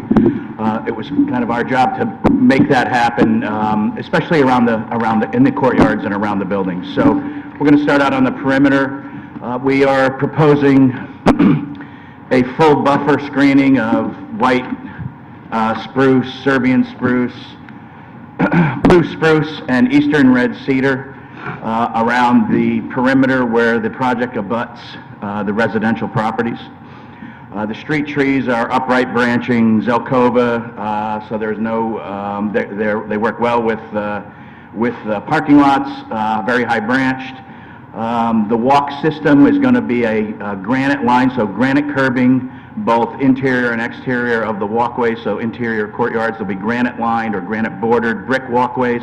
There is a walking path that was brought up earlier in front, or the parking lot side of all the buildings, running from the furthest corner all the way down to from the north to the south, or east to west, in front between the parking lots and the parking lot and the building itself. There is a place where they'll have to cross the entrances to the garages. Right, excellent. So, and it's a little bit difficult to see on this, It is. in this here. So, a pedestrian could walk entirely around the buildings? That's correct. Behind and all the way around in between? As well as in the front. Excellent. Okay. The southern portion of the site, or the portion that abuts the wetlands and the restoration area, is all native material, bayberry, sand cherry, switchgrass, little blue stem, and that is on the inside of that walk. And as you can see on the site plan, there's actually a double walk. There's a walk that's abuts the building entrances and exits, and then there's an area of restoration, then there's the public walk. So there's numerous ways to circumvent the property from a pedestrian point of view. So if you see that located here on the plan, that's the walkway as well as the public walk, which connects up with the walk in front. So there's a circulation of walkway, and it's a little tougher to see on the colored plans. I don't know. Sorry. Go ahead. I don't know if you can answer this. Maybe something for the the site architect. Will there be gating or anything that would close off to the public the pathways that are, at least here, for the residents? The reason I ask is someone might be along the walking along this way, but would like to maybe cut through and go to Granville Street or to Bungalow, rather than to go all the way along the outside edge of the property and then make their way to Thorpe. I don't know if you know, but was there anything in your designs that you saw that was gating to block this off, or will there be? There is no gating. There is no gating? No. Yeah, but, I mean, it would just make it more convenient. I mean, I don't want, these are your private residences, but, It it's... would be counterintuitive to what one of the benefits here, which is this linkage to our design district and this residential area and this perfect transitional use. And then we turn around and say, yeah, we're gonna. Yeah. So that isn't, so I can pretty much treat those pathways as access to these other streets? That's correct. Thank you. So, could I just ask you to take a look at this? Yeah, and we can go to it. So if we can just switch to the next slide, we'll talk a little bit about the courtyards. Okay. So you'll see that courtyard has a triple row of trees. Yes. Okay. Our courtyards actually have two double row of trees typically. So the courtyards are tree-lined courts that consist of trimmed hornbeams and trimmed flowering cherries, and you can see those differently on the plan. The hornbeams are the 8 trees on, or the 8 trees on either side of the lawn panel. The darker green trees in front of the entrances are the smaller flowering cherries. And again, as I mentioned, the walkways are all brick, clay brick, with granite curbing on either side, very formal in design. There's benches, there's a pergola outside of each entrance, there's a gravel surround for the trees, there's a very formal lawn panel, and then a very formal landscape plan, which includes boxwood, ilex, roses, perennials, and ornamental grasses throughout those courtyards. And they're all very similar. If we just go to the next plan, they're all very similar. They're just oriented in a little bit different fashion, with the central spine, so to speak, leading out to the walkways on the backside of the southern side of the property. The rain gardens will all be planted with a coastal tolerant wildflower mix. There's a number of them. They're the darker, kind of the greenish with a little white in them in the plans. There's one on the left. There's a connecting one between the parking lots. There's another one on the north side, right underneath the buffer planting, and then between the two buildings in the knuckle area to the bottom right of that plan there. So if you're looking at those courtyards, that rendering that we've seen in the package was done prior to some of the final workings of the project, but it's a little closer to what we're proposing than the original plan that was up there. Yeah. Just point to I just wasn't getting where the rain gardens are. Could you point to Rain them on the gardens are map there? located here, and here. Okay. And here. Those colors. Throughout the site. Yeah, I can't read it there. Okay. Yeah, okay. Okay, so there's slightly different green on this map. Yeah, a little different grade. And again, the courtyards are much more formal, where everything else around it is a little bit more natural, especially on the water side, the buffer to the neighbors. As we get closer to the building, we're kind of creating that urban feel and that London Square What, approach. Like, the adjacent, you have neighbors listed on this map, and, Yep. you know, names and properties. What's this gonna look like to them? I mean, this is kind of a flat, Well, rendering. again, there's the full buffer. Those are 8 to 10 foot trees planted at 12 to 15 feet, so it'll provide a year-round screen. I believe there's a fence as well that's located there. These are 2-story buildings, 2.5. A couple are a little higher in the center. So I think it's a much more in scale project to something that the neighborhood might be a 2.5-story building. So I think in scale, it's appropriate, and again, it's being buffered, very strong buffered between the properties. So the neighbors are gonna mainly see trees when they look towards the property? I won't say it immediately, but within a few years, there'll be a full complement of trees between their properties and the development. Okay, thank you. Any other questions for landscape? Any other questions, landscaping? Okay, thank you. Mr. Jameson is already here, and he briefly spoke to you before, but Jim Jameson has worked upon this with Bob since its conception. He's going to give you a brief overview. We do have some slides for his presentation, probably half a dozen, so we've got a handout of those slides for you too, but if you want to get the full impact, it'll be up on the screen behind you.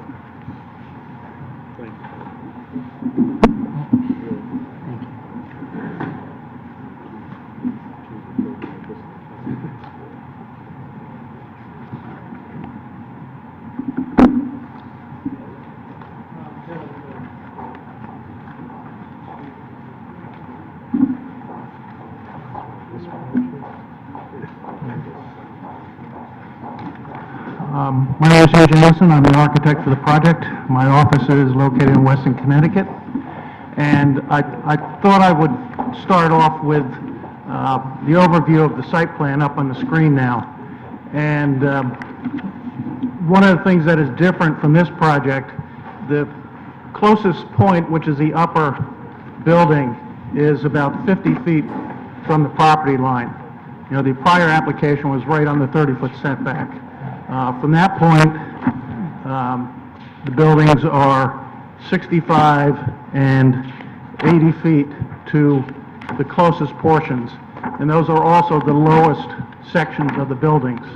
The higher portions of the buildings actually front on the salt marsh, and their setbacks from the abutting neighbors ranges from 106, 128 to 244 feet. So they're significantly away from the abutting neighbors of any of the prior projects, which was one of our concerns, that we wanted to keep this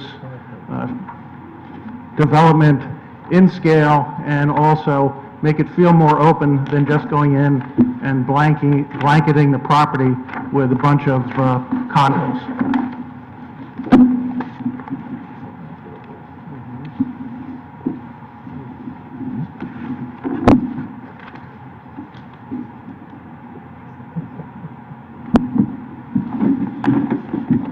So this is a true-to-life rendering of the buildings of one of the courtyards. And as you can see in the foreground, the two right and left sections of the courtyard are lower-scale buildings. One of the nice things about this project, given that it's in a flood zone, was that we had to make the buildings compliant with FEMA, which meant that we can't have living on the ground floor. So the buildings are actually above a parking garage, so all the parking is underneath and inside the structure, which also helps to make this a greener site because we don't have on-grade parking. Most of the on-grade parking is actually the guest parking. So then we have all the condominiums, dwelling units are single floor. There is elevator access, and the garages meet the 50% opening requirement for the zoning regulations. And as you can see, there's an additional story on the far section, and those are the portions that are abutting the salt marsh.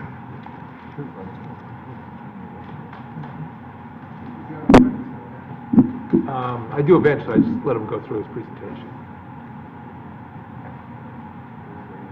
So, the rest of these slides are basically inspirational photos from the development in London to just give a flavor and the character of the development.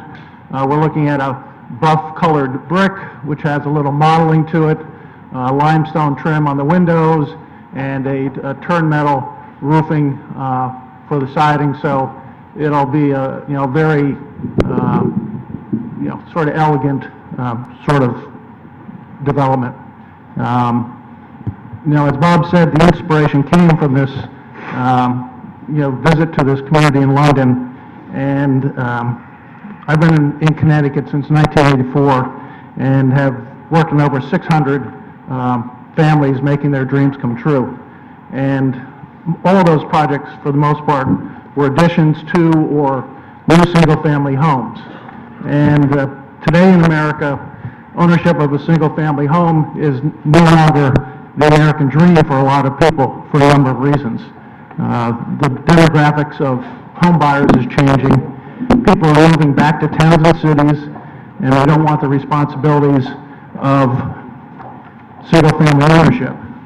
In the last 10 years, this trend has grown due to an aging population, single households seeking alternatives to single-family homes.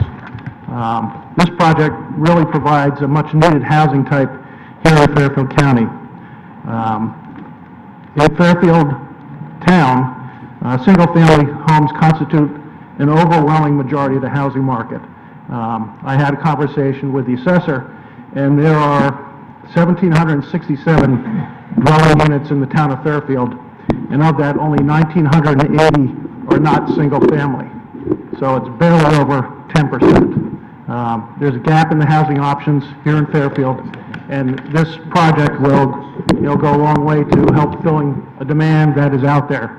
I can't tell you how many of my friends who live in Weston in the last 6 months have said they're downsizing, they're going to go to one-floor living, a smaller house. So it is a reality, and I think this would be an opportunity to have those people move out of my town and move here to Fairfield. The Thorpe Street location is perfect for this project because there's walking access to the stores, the train, recreation. Residents will be walking and not driving. The ripple effect is fewer car trips. The former lumber operation generate not only car traffic, but also heavy truck traffic, driving in and out, delivering materials. So with Linden Square, that won't be the case. One of our target markets is empty nesters. And this group of retired or semi-retired people don't generate the typical morning hour rush. They get up later in the day. So they're here also usually only part of the year. Most people live and go to warmer climates, and commuters living in this project will be walking to the train and not driving. As far as the buildings go, all of the units are oriented toward our landscape courtyards or toward the marshland. So every unit has a view that is something that's really nice to look at all the time. In essence, one of the obligations of the zoning board is to promote the health, safety, and welfare of the residents. This opportunity here tonight is rare. I doubt that any developer in Fairfield County or even the country would be willing to take on the complexity of this project. You've heard the testimony of the engineers, the environmental people, and the status of the site and the difficult challenges ahead to construct it. Right now, I would consider this a blighted property. In its current state, it's a hazard to Fairfield environmentally, aesthetically, and physically. And I don't think anyone would really want to live next to this site rather than something that would be an improvement and something beautiful to look at. If you've ever taken a drive up to Bob's development up in Shelton, you can see the kind of quality product he puts out. And when he started with that project in Shelton, it was just a mountain of rock, and he's turned it into something that's truly incredible. So we've spent the last 3 years fine-tuning the vision for this project, and really feel you shouldn't pass up the opportunity tonight. And as Bob mentioned, right now, it's generating $70,000 a year in real estate taxes. We're going to be over $700,000 when this project is finished. So I see no reason why this should not be approved. I mean, if this isn't done, the town of Fairfield is going to have to replace that sewer line at some point and also remediate the wetlands. So I think I'd really like you to see it approve this project. And I'll answer any questions that anyone may have. Commissioner Barron. Yes, Mr. Jameson, right? Jameson. So you're the lead architect on this project? Yes. Well, I would say those pictures from the London project are inspirational, but I have questions about this one. You said all the units are single floor, so there's first floor units and second floor units, correct? Yes. And talked about a target market being empty nesters. My question is really a follow-up to Mr. Cal. I'm hoping you can give us like real specifics on this versus this percentage. Like, do you know, based upon your architectural drawings, of the 58 units, how many studios, how many first floor, how many 2 bedrooms, and how many 3 bedrooms? And then secondly, since the previous application for this property, which was 4 years ago, I believe, we changed our regulations to require 10% affordable on these design residence districts. We haven't had a lot of them. This is like the first one that's actually come before us, full application. So the 6 units, what will they be? I mean, these are just kind of specifics I was hoping to get. Like, will they be 1 bedroom, 2 bedrooms, or? I believe, according to state statutes, that has to be a true mix of the units. Yeah, I'm just getting for like a matrix of numbers for you. How many, I mean, when you said 45 will be 2 or 3, how many 3, how many 2? I'm trying to get. Actually, Rather than guessing at it, what I think we can do, and probably do it before the end of the proceedings tonight, we'll give you that number. You will. Studio, 1 bedroom, 2 bedroom, 3 bedroom, and that, we'll give you that number. And then the 6 affordable units will have to follow that matrix and be consistent with that allocation. Right. Would that be included in your condo association plan? We'll have to do an affordable? affordability plan. That's what I'm thinking. Under your regulation now that we are implementing, we will have to do an affordability plan for those 6 units. It'll cover all the things you see in 8-30Gs, how they'll be marketed, what the income specifications will be, 40-year deed restricted, the whole thing. But I think Mr. Barrett's question is a good one, that is, what is the breakdown of the number of units, which we'll give you momentarily? Okay. And then that will establish the matrix for the affordable units. Right, and we had to do that in order for the approval for the sewer. Right, So there's a chart that has that all broken Yeah, out. you're not I don't have missing that out. with me I mean, I tonight. could count them up here, I was just trying to look at the Yeah. different things, you know. Well, It's easy. Mr. Galante is up here. Yeah. We'll send We Mr. figured Davis it Yeah. out. I'd rather not count them up either, but just, also just knowing that, as Mr. Canelli pointed out, more bedrooms, could be more people, could be more strain on the sewers, could also be, bigger families moving in versus just pure empty nesters. So just trying to get a, That we had to supply to WPCA, so we'll get to Right. that. okay, We have thank that. you. Yeah, oh, no, go ahead, Commissioner Canelli, and then Hi, I do have a Mr. Thanks very much. Appreciate your indulgence, Mr. Chairman. Mr. Jamison, thank you for being here. I had two questions.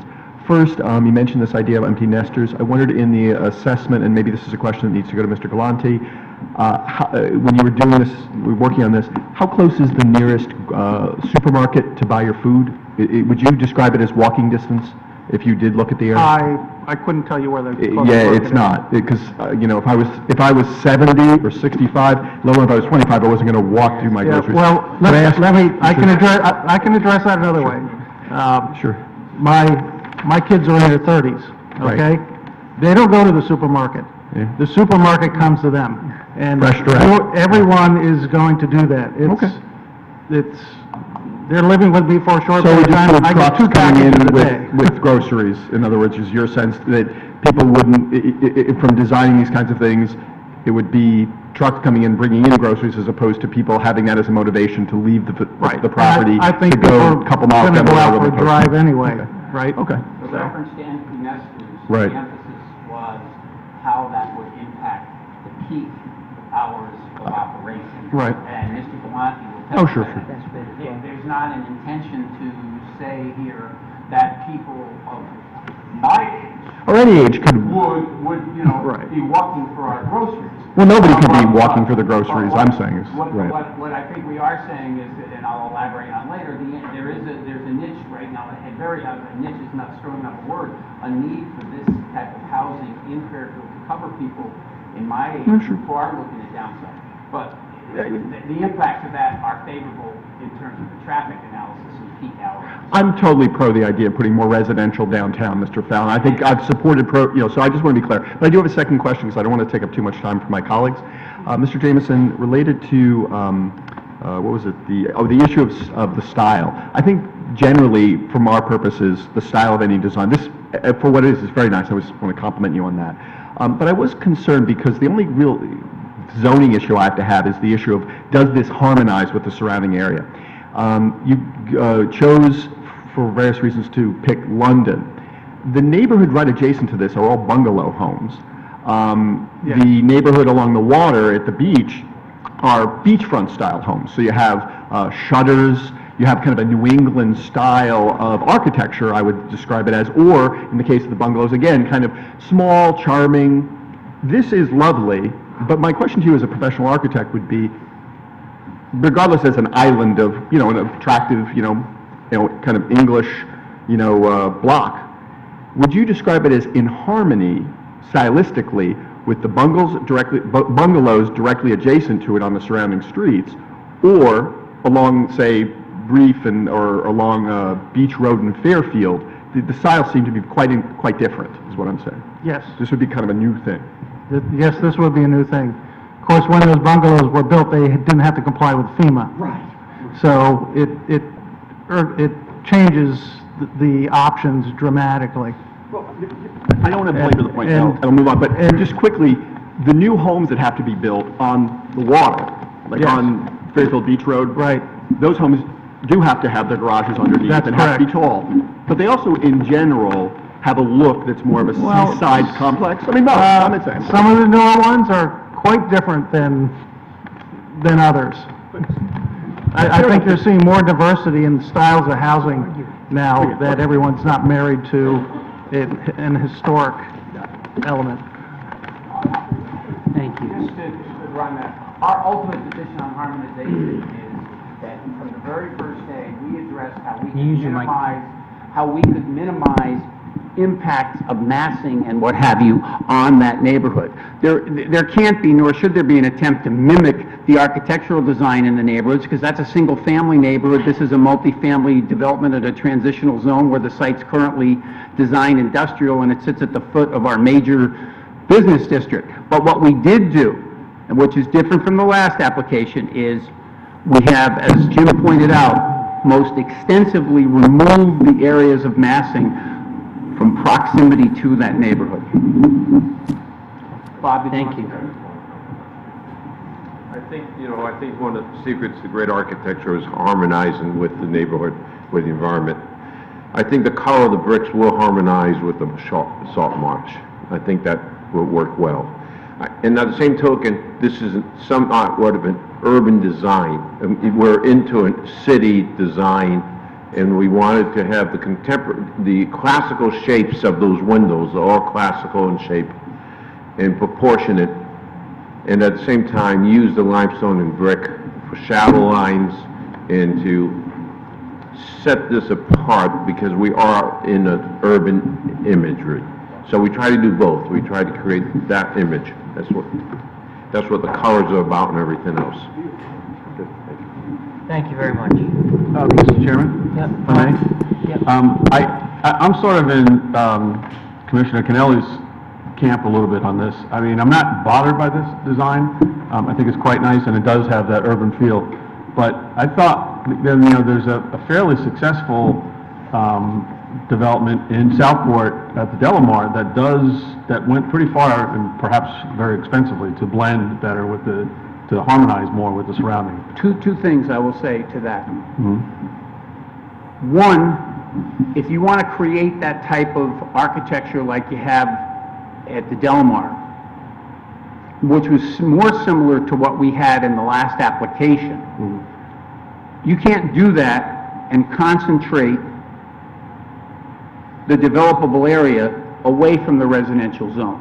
We went down that road, but the problem was we had elevated structures at the setback line looking down on the single-family neighborhood. So a very conscious decision was made to do away with that. The other thing is, there's not 58 units at the Delamar, and we might as well address this elephant in the room now.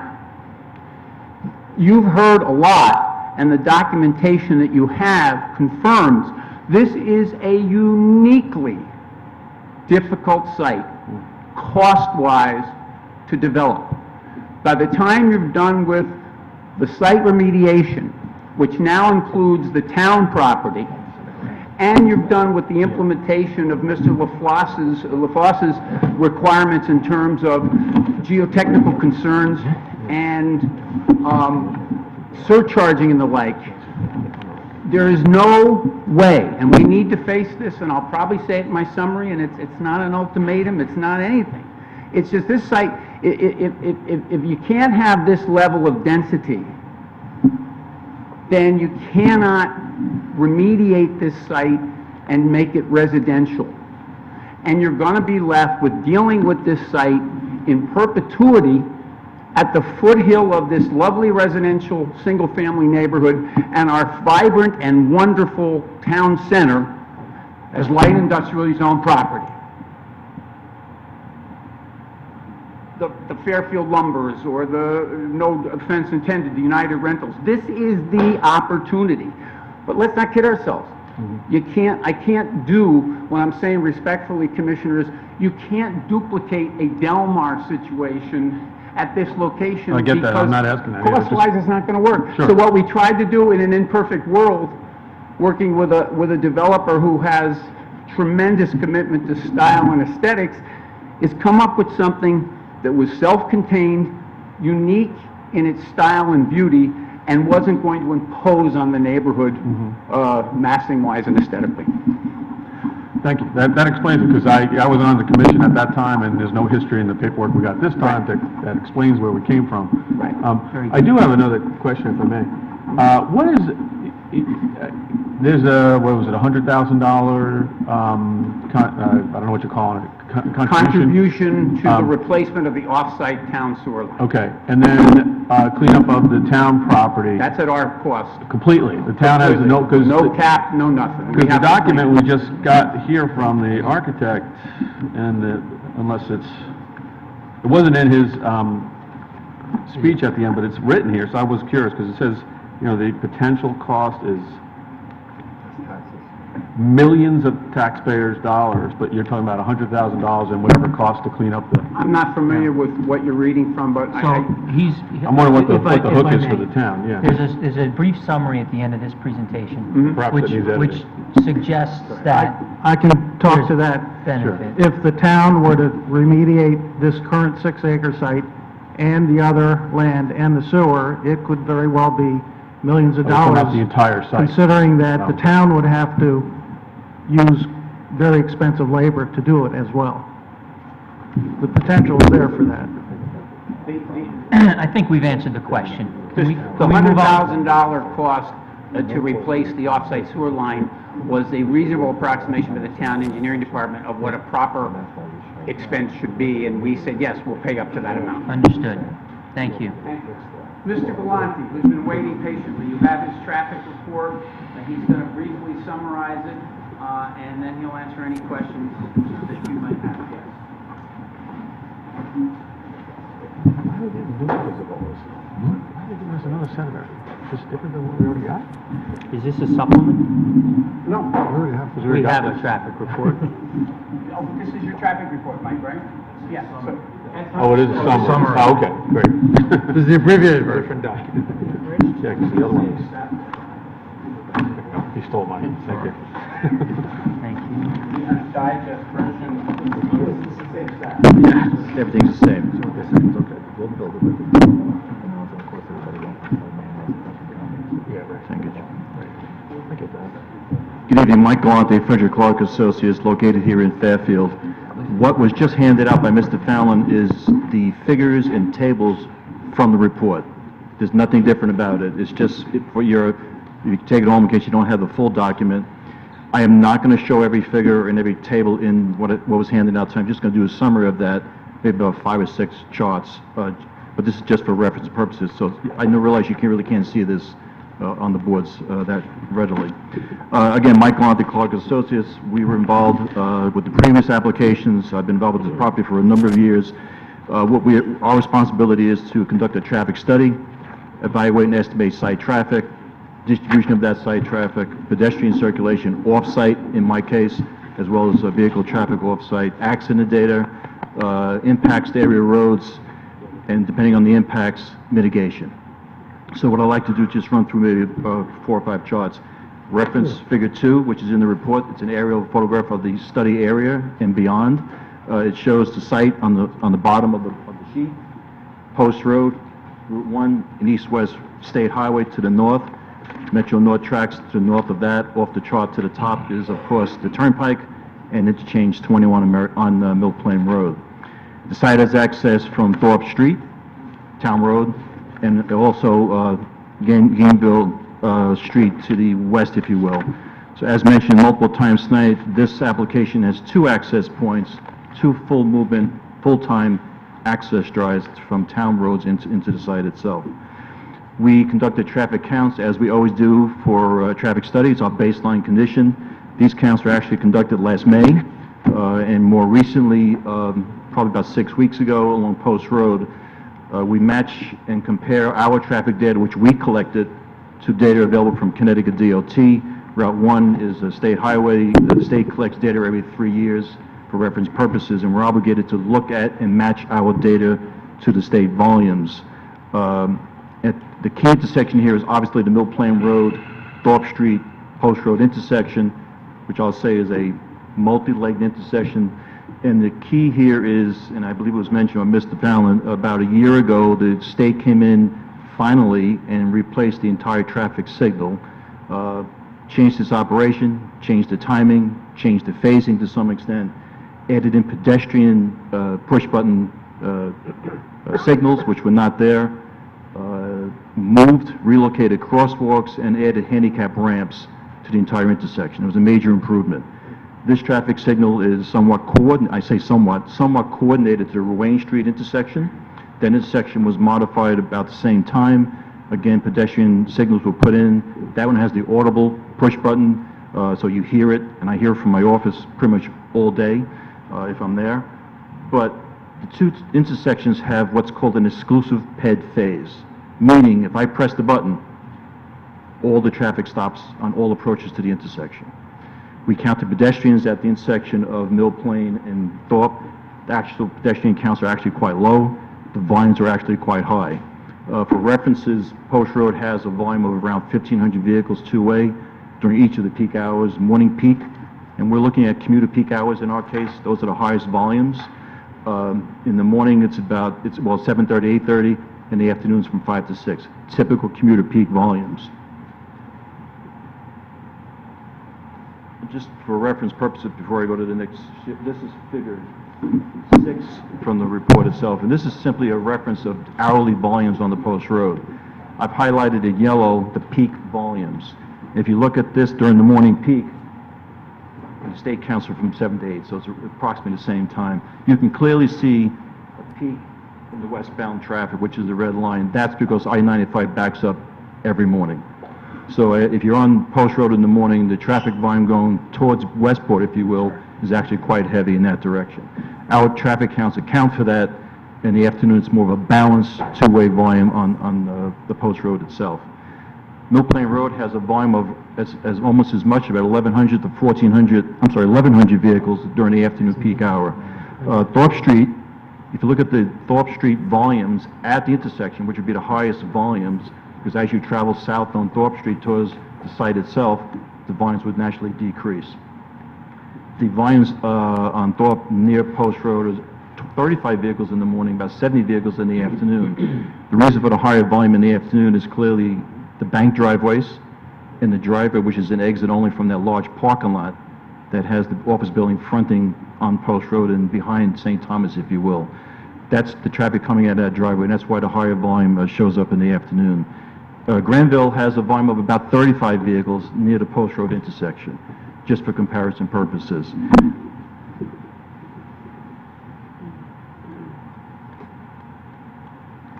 Just for reference purposes, this is figure 3 from the report that shows the volumes by movement from the actual traffic counts that we conducted. It also includes the pedestrian counts. It also includes the locations of the DOT data that we use to balance and reference in the study itself. Next step is to estimate, I'm not sure if that means time to go home. Estimate the amount of site traffic that would be generated by this type of development. 58 units in what we'll call, in this case, a low-rise type of development will generate anywhere from 30 to 36 trips during a peak hour. Now, keep in mind, this is a 1-hour period. Many people stand here and say, well, every house has 2 cars, so it must be, 58 times 2. Not everyone leaves for work in the morning. We've had this discussion over and over again. This is based on actual studies. We've gone back to developments we have worked on to count, and we typically find that the numbers we use in the studies that are from the ITE Chip Generation Handbook are correct and representative. So our estimate is 30 to 36 trips. Yes, the train station is a 5-minute walk away, maybe 10 minutes if you're going on the New York side in the morning. We didn't take any credit for transit use or people living at the site that would be taking the train, walking into town or taking the train into Stanford or New York City itself. So we're estimating our traffic. Yes, sir. Yeah, you just reckon, I understand your logic completely, but at a development, whatever you call a low-rise development, every unit's given credit for having some car or cars. Oh, yeah, absolutely. Is it based on the number of bedrooms also? Does that? No, actually, ITE doesn't look at bedroom counts as they used to in the years past. They look at the number of units, the type of unit. So a unit like this will typically generate 0.4, 0.5 trips per unit in a 1-hour period. That doesn't mean your spouse doesn't leave the next hour. There are your 2 cars, okay? So that's the logic, and many people misunderstand that. We're not discounting and saying there's only half a car per unit. Right, just because it's a peak hour doesn't mean everybody's traveling. Everyone leaves at a different time in the morning. So here you have about, 58 units, you have about half of the units contributing at least 1 car, 1 trip to. During that 1-hour period. And that During 1 hour that 1 hour period is we're using the commuter peak hour, Yep. which is the highest volumes recorded on the local road. So we're looking at the highest volumes on the local road, putting our estimated traffic from this development on top of that. Okay. And later on, you're going to present the level of service? Yes, on of all this course. stuff? Okay, great, thank you.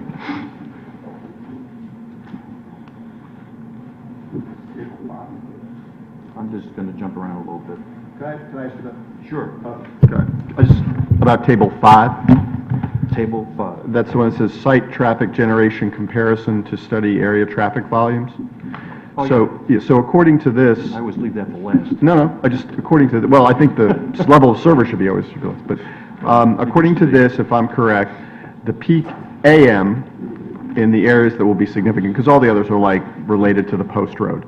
But for Thorpe Street, under your conditions, and that's ones in which 3-bedroom homes and 2-bedroom homes are credited to this ITE level, on Thorpe Street in the morning, there will be a 54% increase in traffic, and in the afternoon, a 35%. It's actually 53.66 increase on Thorpe Street, and there'll be a 34.57% in the evening. On Granville, there will be an increase in the morning of 20.0% in the morning, and there will be an increase, according to this, of 18.6. So about 20% morning and evening peak. Correct. Are the increases Because on those the volume- roads as a result of this. Yeah, Table Okay. 5 right here. But that's, Just in all fairness, from a traffic engineering point of view, we don't decide impact based on the percent increase. Right. We show this table as a help to this commission. Right. But yes, if you have a low volume on a road today, and if you have one car there today and you add one car tomorrow, you double the traffic. right. Right? So if I'm on a street where my kid's playing on Granville, and they're used to there being, say, 10 cars in an hour, now there would be like 12, is that the idea? We're adding 8 to Granville, actually. Okay, but the point is the percentages, okay. Your percentages, sure. Yeah, I mean, my road, if we're adding traffic, we'd be doubling the traffic easily. Sure. Yeah. But we provide this table as a reference to, what the increase in traffic is on the Post Road, Mill Plain Road, and so on. And yes, there's no doubt, and not hiding it, Thorpe Road or Granville, there's No, it's in there's the a chart. I high just wanted to percentage of confirm it. increase. Publicly. Yeah, absolutely. Can I ask you one last thing about the nature of assignment of, ITE makes assignment to various kinds of residences? And my question is that it was, Mr. Jameson was talking about how there's a changing view of how, people are planning to live. In other words, most people would have wanted, say, a 3-bedroom house 25 years ago in the suburbs. But now, if you can go to Sherman School and Ludlow Middle and Ludlow High and live in a 3-bedroom gorgeous unit right on the water and not have to cut your lawn, especially a lot of folks who now have grown up in places like Hoboken and Brooklyn, they're maybe going to want not to cut their lawn. I know I wish I wasn't cutting my lawn. So my question to you is ITE's analysis of these things dynamic? How often are these kinds of trends reflected? The trend is clearly reflected by the architecture. How often does ITE, that you base your calculations on, look at these larger national trends and say, wow, suburban residence design like this may be very different in terms of like supporting families, not empty nesters in the next 20 years. And that could be an issue for us, as these calculations wouldn't be correct. I have a 4-bedroom home and 3 cars. I'm just wondering, how does that work? How often, How to dynamic answer is your that? question, Yeah. about every 3 to 4 years. Yeah, IT is about to come out with an updated trip generation handbook. It's not out yet. It's about to, things will be published very soon. But it's based on information that traffic engineers like me provide to them based on actual traffic counts at facilities throughout the country. So it's not longer-term trends over, say, 2 decades, the most recent 3 or 4 years of current incremental? Yeah, and I'm not going to say every land use in that book, which is multiple volumes, will be revised every 3 years. But it's not long-term trending, it's what's incrementally in the last 3 or 4 years that we've seen. Yeah. If we're planning to say, what will this thing look like in terms of traffic in 20 years, IT is not going to do that kind of dynamic scoring necessarily, the way, say, an architect will say, things change. You can't, you have to go by the most recent data. You can't Yeah. look at that. I'm not sure where that information is coming from, but, I mean, we look at traffic patterns, for example, and I can assure you that traffic, and everyone might laugh at this, traffic has not increased on area roads as it did before 2007, 2008, which was automatically 2%, 3%, 4% per year. It is now 0.5% per year. Now, if you sat on I-95 the last couple of days, you would disagree with me, but traffic volumes have actually, they dropped significantly in '07, '08, '09. When I say significant, 20-25%, townwide. We did one for New Canaan, the entire town, traffic volumes dropped by 25%, and the state verified that. And it used to increase 2% every year. Now, in some cases, in the last year or so, it was 0% increase. It's now gone up to about 0.5, 0.4%. Fairfield's at 0.5% right now. Westport, I think, is exactly the same. So, speaking of traffic patterns, it has changed. More people work at home. More people go to Florida in the wintertime, and we think this might be that type of development. But I didn't take any credit for the, 10 families that may go to Florida for the winter. I'd like to join them, but we don't account for that. But different types of land uses, there are different criteria that we do look at, okay, including parking, for example. If I can get back just to figure 13, which is just the distribution of site traffic for the site itself. 2 access points now, so we put some traffic on Granville. About 77% of the traffic, site traffic, will use Thorpe Street. About 23%, generally coming from the west or from Westport side on Route 1, will turn into Granville, come through the neighborhood to that back access point. That's about 8 trips during each of the peak hours, just for reference purposes. So we put this traffic on top of the volumes that were collected last year and earlier this year. We project to a 2019 condition, because this development will not be built and open tomorrow. There was a question about how long will it take to actually develop this. I looked out to 2019 as far as the traffic projections. We grow the traffic 0.5% or 2% per the total time period, and we added traffic for other developments. The only other development nearby is Benchmark. That's now starting construction behind the Carrollton Nursing Home. So that traffic's added into the system itself. We come up with a build traffic volume, as you know, and then we look at an existing traffic condition, a no build traffic condition without site traffic, and then a build traffic condition with site traffic. And that's the table that I know you're all waiting to talk about. That identifies impact. Now,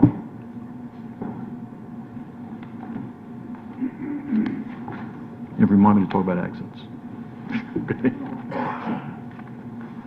Table 6 is the table that I always reference. Might be different number, different reports, but levels of service and impacts to area roads. And this is a table that's very difficult to see, but it's in the back of your package, and it's towards the back of the figures, after the build figures. And I won't go through all the numbers, but what we do here is we analyze the intersections. The signalized intersection at Mill Plain is based on the timing plan that's currently in place. It's accounting for pedestrian activity at the intersection. It's accounting traffic levels now and in the future, 2019, with and without the site traffic. Simply said, yes, there are traffic delays and conditions at this intersection. Mill Plain Road backs up during peak hours, no doubt.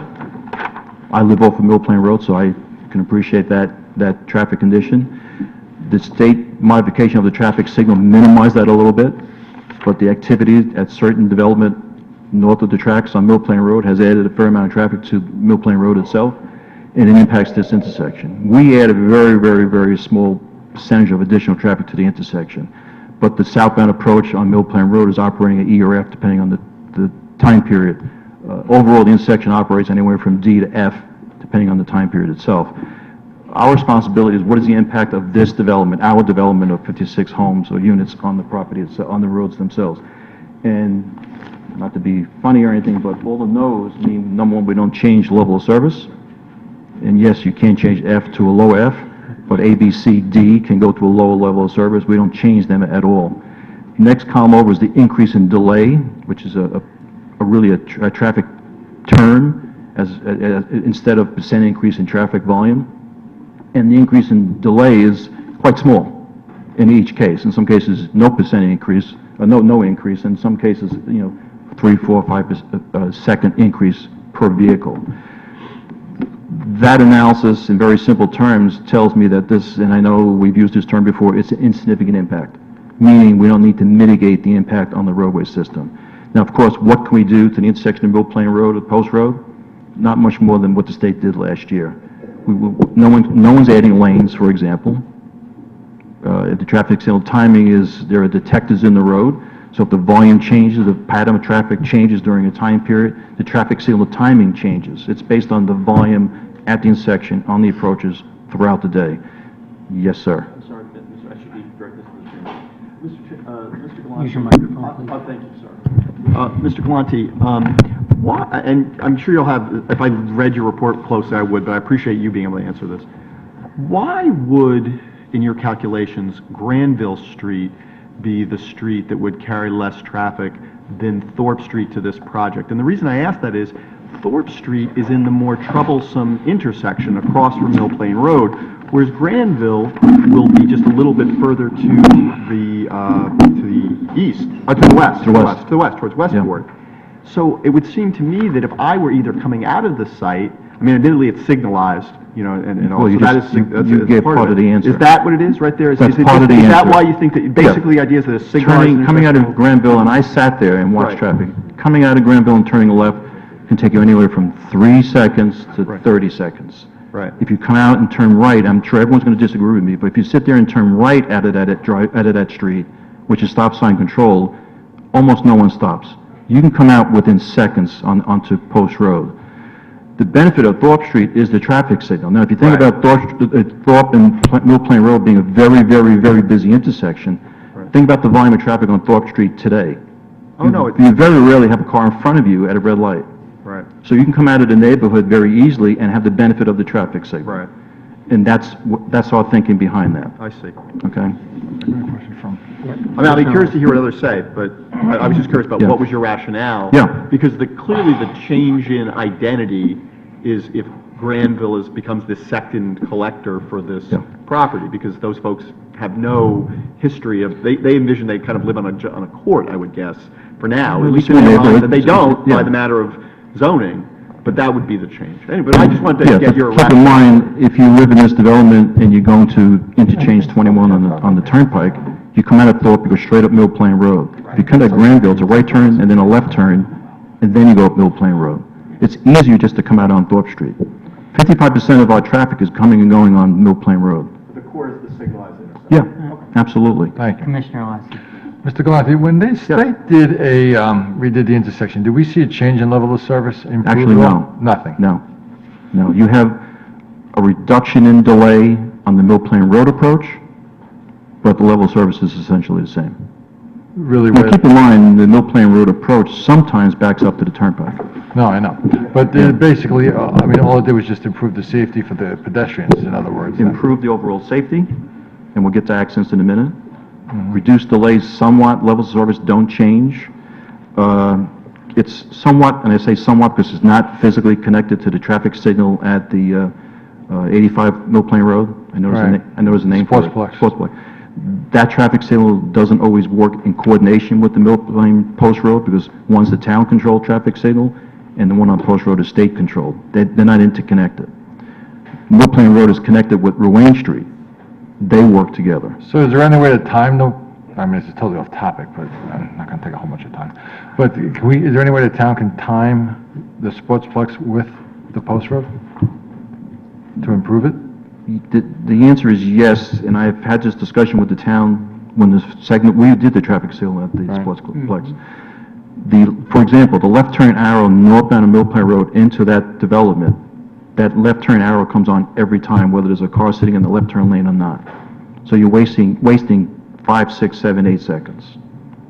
There's a detector in the pavement that's not being used. It's automatically going to that green cycle, that green arrow cycle on Mill Plain Road. Got that, Mr. Wentz? That alone would help.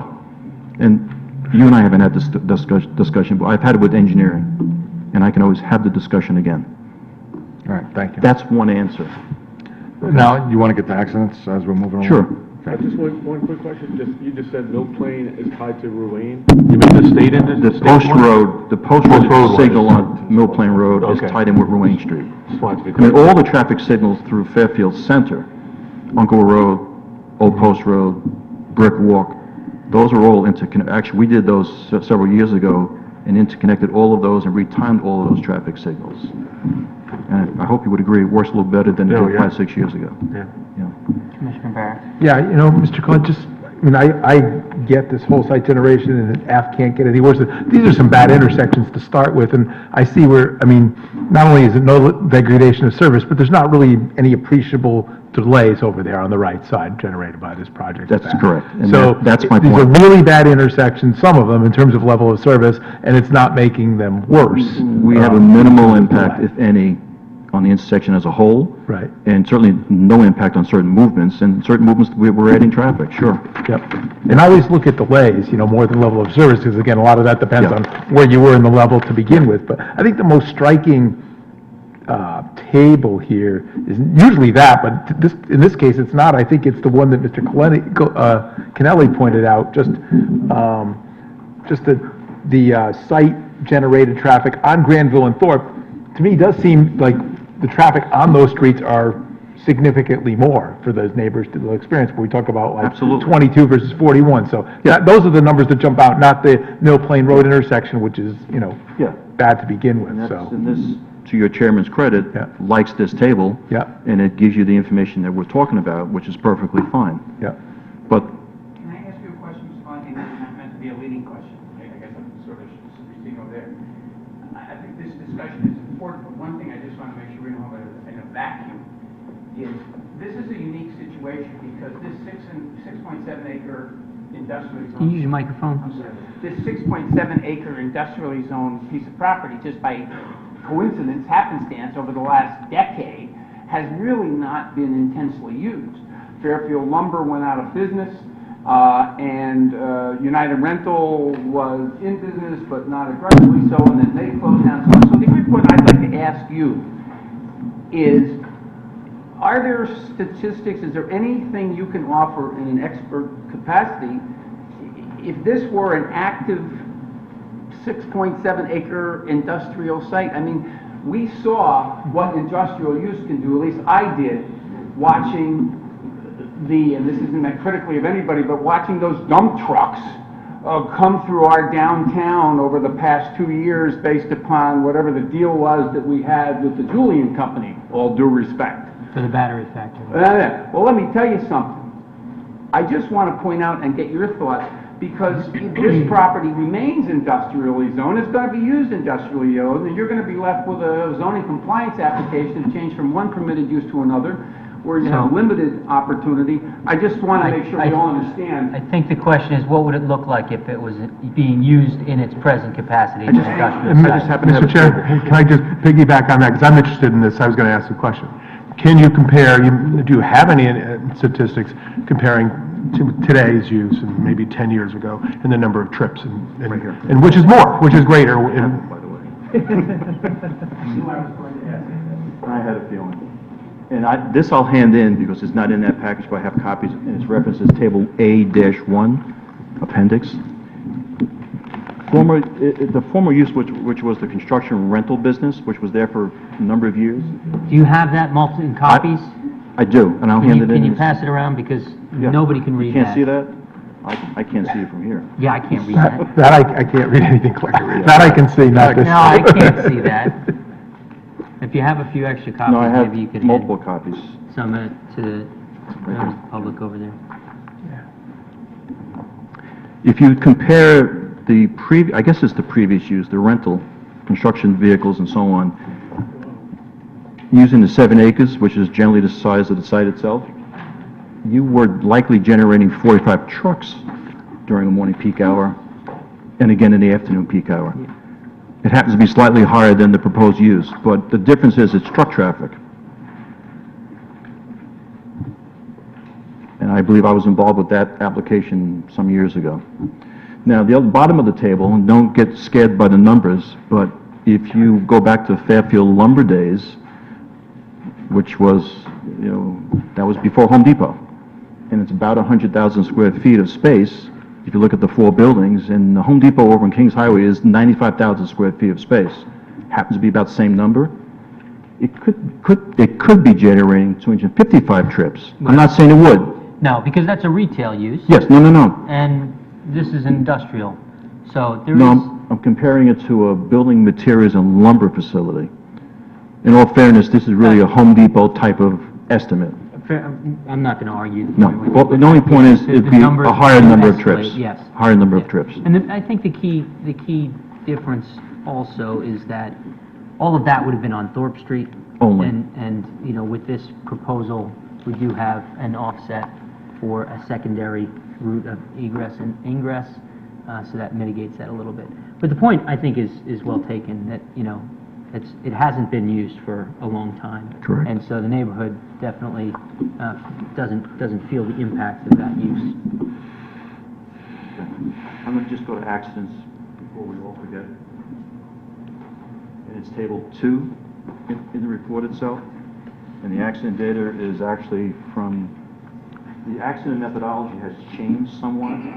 Yes, you have the Fairfield Police Department, then you have the Connecticut DOT, which is now through UConn, for the collection of accident data throughout the state. And hopefully over the next year or so, all the data that comes from the towns will match what comes out of the DOT information. And it's a whole new program. The police departments have a different type of accident report to fill out. It's multiple pages. I understand the policeman's actually responsible to submit it to the state. So the whole process is changing. This is through the DOT, through UConn, and it's just the data's being pulled together in various sources. And being a post road, being a state highway, we use that data. At the intersection of Post Road, Mill Plain Road, and Thorpe Street, over a 3-year period, in this case 2014 through 2016, in accident and evaluations, we always go with a 3-year period, always. There were 16 reported accidents at that signalized intersection. Now keep in mind, part of this time period was with the old traffic signal operation, without the pedestrian signals, and now, you know, somewhat halfway through this process, the operation has changed a little bit. I can't say how the accident patterns will change. I don't think it'll change that much, to be very honest, but any pedestrian-related accidents hopefully will go down completely, because now you have complete protection. Does that break down between pedestrian and auto? Yes, it does, and there were no pedestrian accidents. Right. Related accidents during that period. Okay, There so, were backing up, rear-end collisions, side swipe in the same direction, and so on. Yeah. But here's the 16 accidents during the 3-year period at the intersection itself. And then I go, the next section is between Thorpe Street and Bungalow, and then it goes each section. What we don't have here, just realize, I don't have Thorpe Street in there, and I don't think there were any reported accidents on that stretch of road. But we can always... between the post road and... Between the post road and, let's say, the site And the site. access point. Yeah. Now, Thorpe there's an Street- auto body shop there. They could have gotten some I business. believe there are 2 auto body shops at the, I used it once. But Thorpe Street obviously is a road with parking on both sides, some curbs, in some cases, no curbs, some places sidewalks, no sidewalks, irregular, if you will, use of the edge of the street. It's a 2-way street, and yes, I agree, it's somewhat not wide enough for 2-way traffic. We can't come in and recommend removing parking, for example.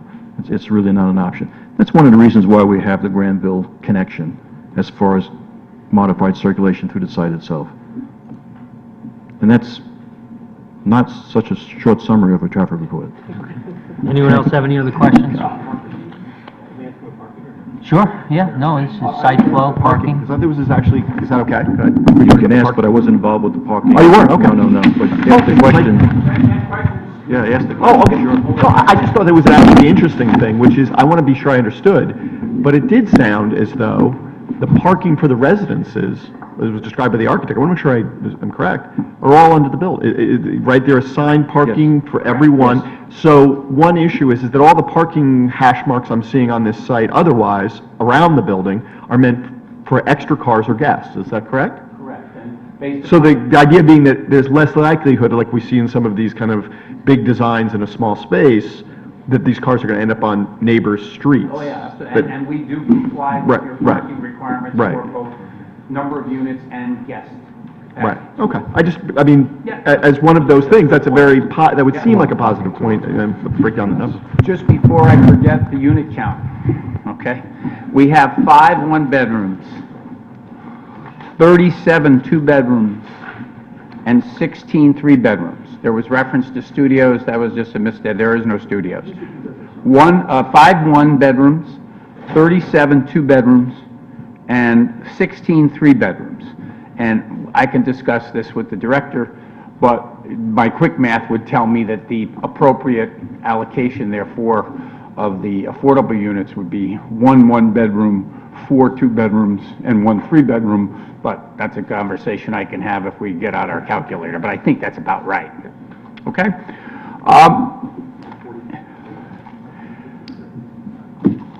Those are our presenters. I have comments, obviously, of a summary fashion. I also want to spend a few moments, but perhaps not now, since there is a zone change involved here, talking about the standard for the zone change and the plan of conservation and development. But I do sense there have been members of the public who've been waiting patiently, and I don't know how the chair feels. I can either conclude my remarks without the summary, or I can give the public an opportunity to speak, whatever you prefer. That's entirely up to you. I think that if it was me, I would conclude. I would Okay. do what And you're I going to will- do. And I'm not going to be that long, so the members of the public should know. All right, so let me talk briefly about the plan of conservation and development, because I think that's extremely relevant here, not only in terms of the standards for the zone change, because the zone change is supposed to show that you are asking to do something that is consistent with the town plan of conservation and development.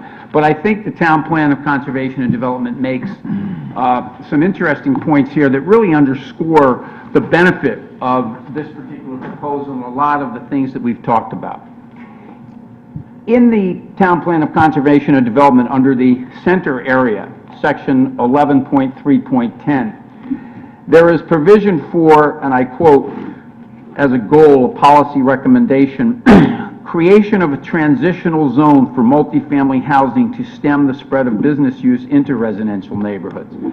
I think that we have an interesting transitional site here, as I've pointed out before. It's an industrially zoned site that sits adjacent to a residential neighborhood and adjacent to our center design district. So I think giving consideration to multifamily housing in this sort of a transitional site is consistent with the plan of conservation and development, and I think it also makes good planning sense. The plan also states, quote, housing development may be an appropriate alternative in the area between the turnpike and the railroad if and when existing commercial use is no longer viable. Well, I don't know if industrial use is viable or not at this location.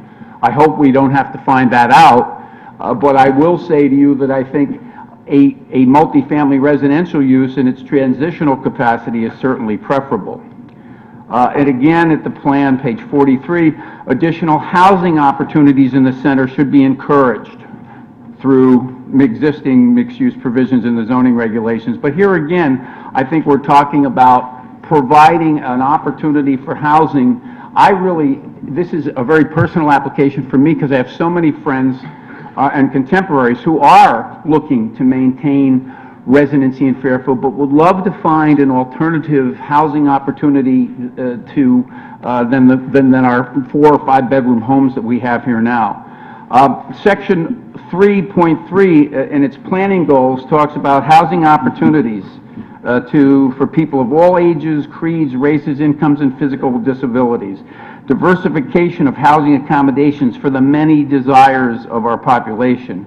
Utilization of the design residence district as a transition from commercial uses to single-family residential use. These are all explicit planning goals set forth in the plan of conservation and development. And I would respectfully submit to you that our application, this proposal for London Square, is in fact consistent with each and every one of those planning goals. Fairfield residents and taxpayers, I can tell you, and you probably all know this too, we all live in this community, many are reaching the point in their lives where they want to modify their lifestyle, either because they want to downsize, they don't want to maintain the big house, they're away 6 months of the year, whatever it may be, and they want to stay in Fairfield. And we want to keep them in Fairfield. We want to keep their volunteer service, their tax dollars, their consumer dollars in Fairfield. But they are not acquainted with a lot of options to do so. And so we're losing these people to places, with all due respect again, like Shelton and Oxford and other places, because the product that they are looking to achieve just simply doesn't exist here in Fairfield. And I think what this application provides is an opportunity to address that and to place in the center of Fairfield a housing product that will be attractive to a lot of our long-term residents. We've talked a lot about the empty nester, and that certainly is an emphasis. But you know, the proximity to the train station here makes these also very desirable, I would think, for professionals, people, especially people who commute and who might like the idea of having the proximity not only to the downtown for its ambiance, but the train station for its convenience. We also, I think, are benefiting, if we deal with this application, the very real specific considerations of the adjacent residential neighborhood. That's really been a focus of ours since we undertook this. We have desired, as I said before, to come up with an approach that will not mass our proposal in degradation to their neighborhood. And in doing that, we think in the long term, we are going to benefit the interests of that wonderful neighborhood that we abut. Because this neighborhood is not going to benefit if this property remains in perpetuity zone light industrial. And we shouldn't kid ourselves, honestly, that something's going to come around the corner, because the dynamics here in terms of the costs associated with remediation and geotechnical issues requires this as the alternative to continued industrial use. And I think that's an important factor to consider. The other thing I will say to you respectfully is, I think when this is constructed with the care and attention to aesthetics that Bob Cinto brings to everything he does, it can only benefit in terms of property values the adjacent single-family residential neighborhood, as compared to what is there now and what otherwise might remain. So I do think that the zone change we request is consistent with the plan of conservation and development, and also represents a very superior utilization of this land, not only from this perspective of our interest, but also the single-family neighborhood that we abut.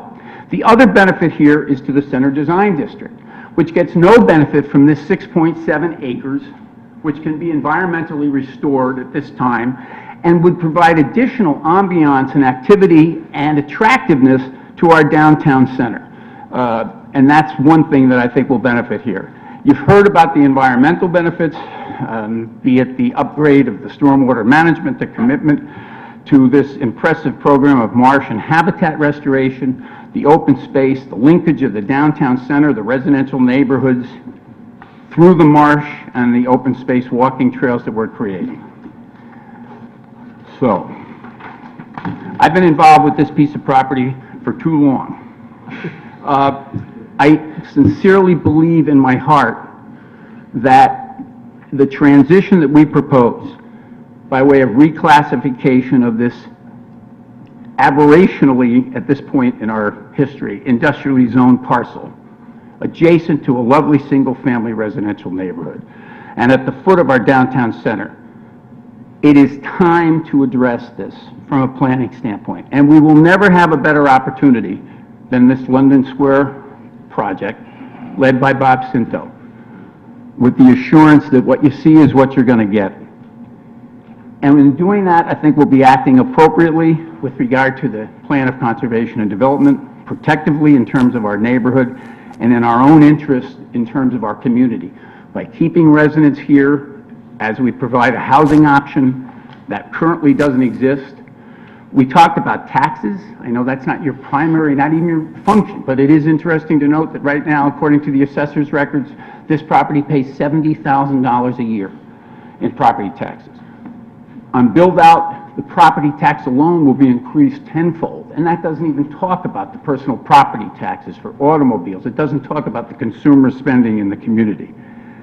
All that will happen to the benefit of all of our considerations. So I do hope that when you look at all this, the environmental benefits, the planning sense that it makes, you'll agree that we've done a good job this time at coming up with a plan that allows us to achieve the density that we must achieve in order to restore and remediate this property. And at the same time, do it in a manner that is aesthetically attractive and has taken consideration and sensitivity to keeping it from becoming non-harmonious with the neighborhood. And at the end of the day, I think what we'll have, if we do all that, is a beautiful development that's going to energize further our great downtown and provide a lot of residents in this community with a housing option that will allow them to stay in the community and contribute personally and through their tax dollars in Fairfield's future. So I'm pleased to answer any questions you have, and as always, appreciate your attention and courtesy with regard to this application. Does anyone have any questions for Attorney Fallon? Commissioner Kennelly. Mr. Fallon, I wanted to ask you about the zoning regulation amendment. Yes. Yeah, right, I Yeah, didn't really mention that. Yes. Specifically because over the course of the decade that I've been on the commission, one of the things that you've done, I think, is part of the effort to encourage us to look at things broadly as a matter of planning, is to look at how we could, change the text of broad regulations. So the new text you proposed, here for 10.7.2 reads as follows. The requirement for a major or collector road status shall not apply if the underlying zone is designed industrial. Correct. So I guess the idea is that if you wanted to convert an industrial property to residential, that, at least under the current regs, you had to be on a major collector road or something like that. The worry maybe being that if somebody had lived near a factory their whole life that had kind of a particular rhythm or something, that then to suddenly get a whole new development there that might have the rhythm of a residential would be difficult.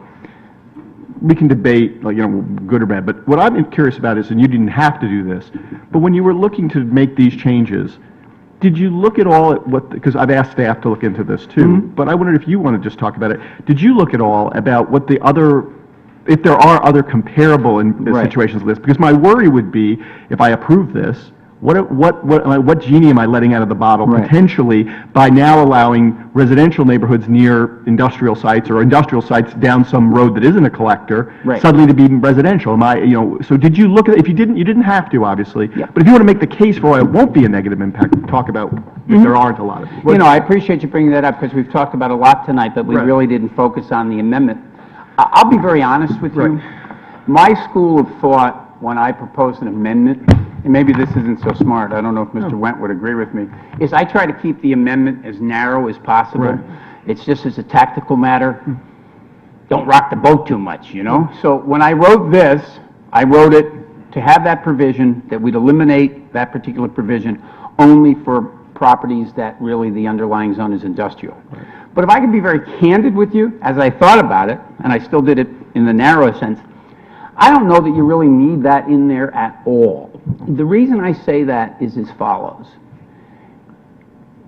In the design, first of all, it's not unlikely, it's almost always the case, that when you are changing, you're dealing with design residential zone property, you probably have a zone change in front of you. And of course, as you guys know, ladies, you have great discretion when you act on a zone change to begin with. Secondly, when you, even if you determine to change the zone, or when you're considering changing the zone, the development is going to also have to receive a special permit approval under your standards of Section 25. And one of the focal points of the standards for special permit approval is traffic, impacts on the neighborhood, impacts on traffic, etc. So when I really focused on this, I don't know why or who wrote it in there to begin with, but I don't know that you really even need it. I don't know that you have to tie your hands in a regulatory sense and say you can never have a design a design residential project unless it's on a major collector. Why say that?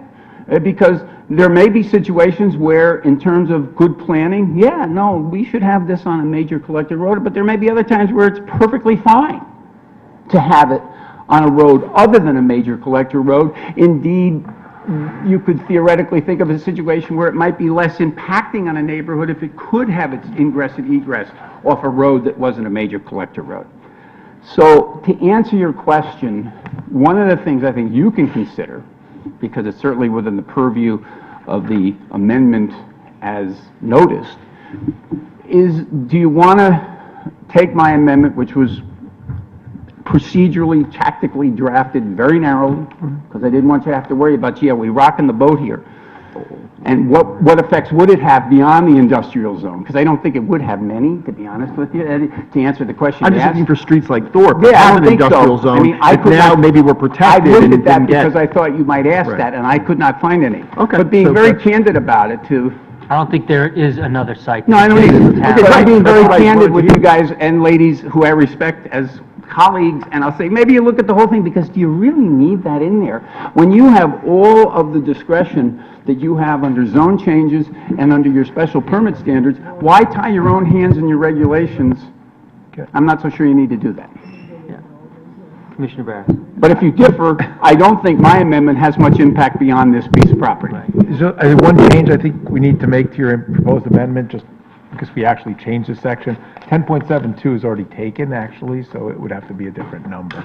Okay. 10.72 related to, where we actually changed it related to the transit-oriented development park, and that wording says, "The requirements for major collector rates or minimum frontage may, at the discretion of the commission, be waived." Wait. So we actually said that with the different, transit-oriented development, not this, so. Okay, so we Yeah, I would changed take it. it under advisement, the number would have to be different, and. But I very long-windedly, You may- to answer your question, yes, I looked at it. I don't think it has any impact beyond this property that I'm aware of. At the same time, I did throw in, from a policy standpoint, do you really need it in there to begin with? Right, but I think, I mean, the word, not that I want to change the wording of your text, the wording could here be similar, can be waived if it's a design industrial, doesn't mean it doesn't apply at all. I thought of that, but I did the other. As opposed to the zone change. Yep. Right, exactly. That's it, and I thank you very much for your attention and patience. And any rebuttal or answering questions of the public, I'm pleased to do. Thank you. Thank you very much. We'll move to public comment now. I know it's 10:30. I know there are several members in the audience who want to speak. Everyone who wants to speak will have an opportunity to do so. If for some reason we can't finish tonight by our curfew at 11, we'll continue this public hearing over to our next meeting, all right? There's no time limit, but just try and keep your comments focused to the issues that are before us, and hopefully we can finish tonight. Okay? So, Good evening. My name's Jim DeStefano. I'm a structural engineer. My offices are located on Thorpe Street, 50 Thorpe Street. I've been there since 1986. In the 31 years I've been there, I've seen some changes. Fairfield Lumber was at the end of the street when I first moved into Thorpe Street. And quite honestly, traffic flowed much better then than it does today. And there's one reason. About 12, 15 years ago, a condominium development was put on the east side of Thorpe Street. And when they built that, they built sidewalks and curbing on the side of the road where people used to park. People used to park on the east side off the road, and the curbing and sidewalks displaced that space. So now people are parking in the roadway. The constriction in front of that condo project, curb to curb, the roadway is 28.5 feet. And there's parking on both sides of the street that leaves about an 11-foot travelway in the middle where cars, two-way traffic cannot pass. I've got some photographs I'd like to submit to the record and for your viewing pleasure. to Dolores, clerk. Please pass those to the commissioners. See, I apologize for not bringing more copies, but what they clearly show is that there's really only one direction of traffic that can pass. It's particularly bad if there's a Federal Express delivery, because they will just park in the middle of the road, blocking all traffic. Traffic is light on Thorpe Street, no question about it. There's not a lot of cars moving. The traffic issues, the congestions, do not occur at rush hours. They're in the middle of the day. The Thorpe Street Post Road intersection is worse in the middle of the day than rush hour. Any of you that get off onto Mill Plain Road know it backs up at noontime worse than at 8 o'clock in the morning. It's a very dangerous intersection leaving Thorpe Street. It's not bad coming out of Mill Plain Road, but coming out of Thorpe Street, going down to Mill Plain Road, it's treacherous. And the reason is cars coming out of Mill Plain Road, making a left-hand turn onto the post road, think they have right-of-way. And they've been waiting so long at an intersection, they're very anxious when light turns green, not to get caught in another red light cycle. One of my employees was in a very bad accident a few months ago where he was crossing the post road with a green light, and a car coming off Mill Plain Road turned into the side of him, totaled his car. Fortunately, he wasn't injured badly. But it's a very dangerous intersection that is dysfunctional today, but it's particularly bad for cars coming out of Thorpe Street. You're being asked to approve a zoning text amendment, as you recently discussed, allowing this kind of high-density residential development not to need to be accessed by a collector road. I believe that to approve that zone amendment change is not good land use planning and not consistent with the town plan development. Thank you. Thank you very much for your comments. Yes, please. I have a list. It's not long, though. A list, okay. Well, you can give her the packet, and we'll pass it all around. You don't have to pass that out. Yep. Thank you very much.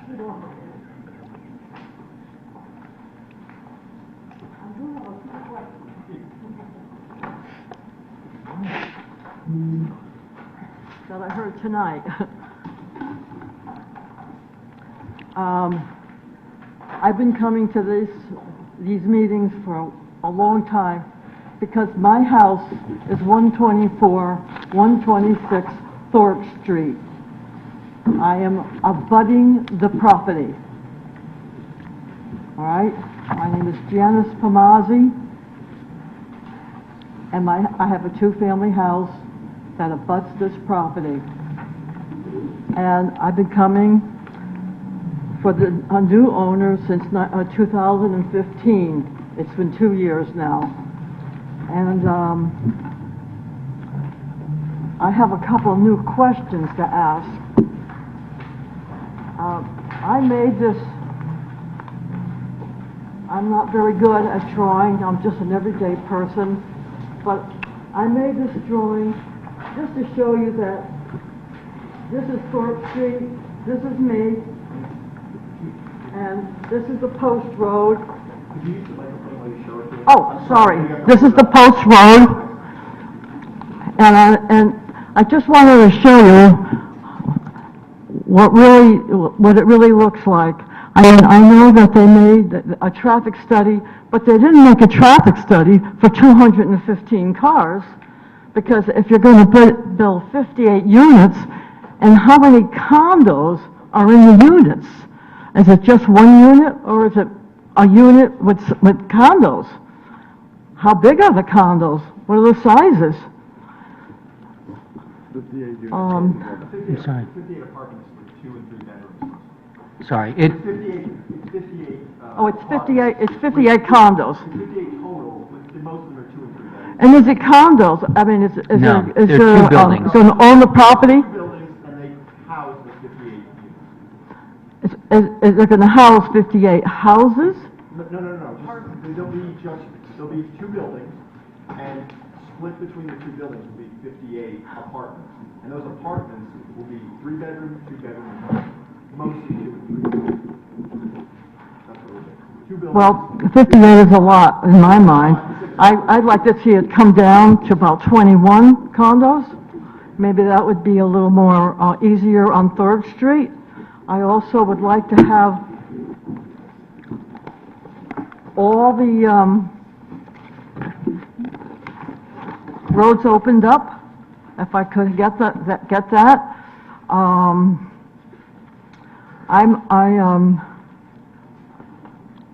don't know why I wasn't on the list.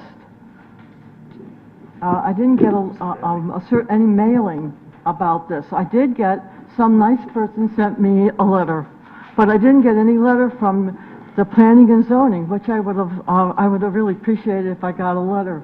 Well, now, you, I sorry. happen to learn it. So you live, your property abuts the site. Your letter says, has a Reading, Connecticut address. Yes, you're Yeah. right.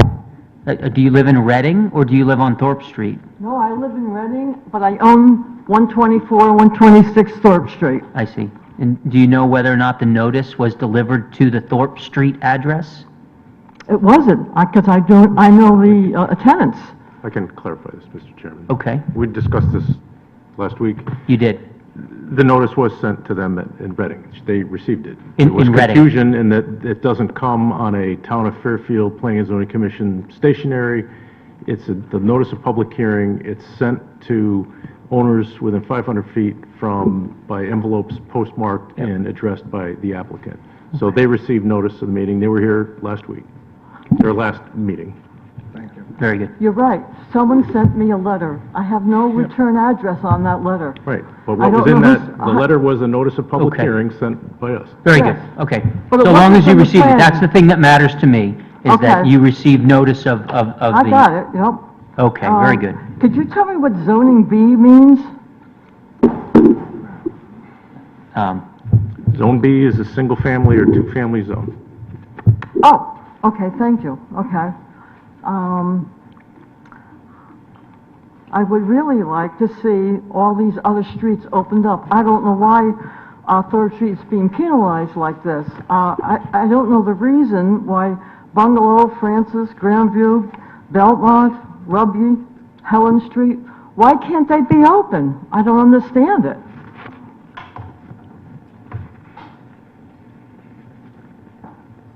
You can go ahead, I'm not going to answer you make your statement. I don't know who could answer it. I We don't, just have to make a statement, we really Right. can't answer your question. I had the question for you about the notice, because to me, is a foundational issue, but we're not here to have a back and forth.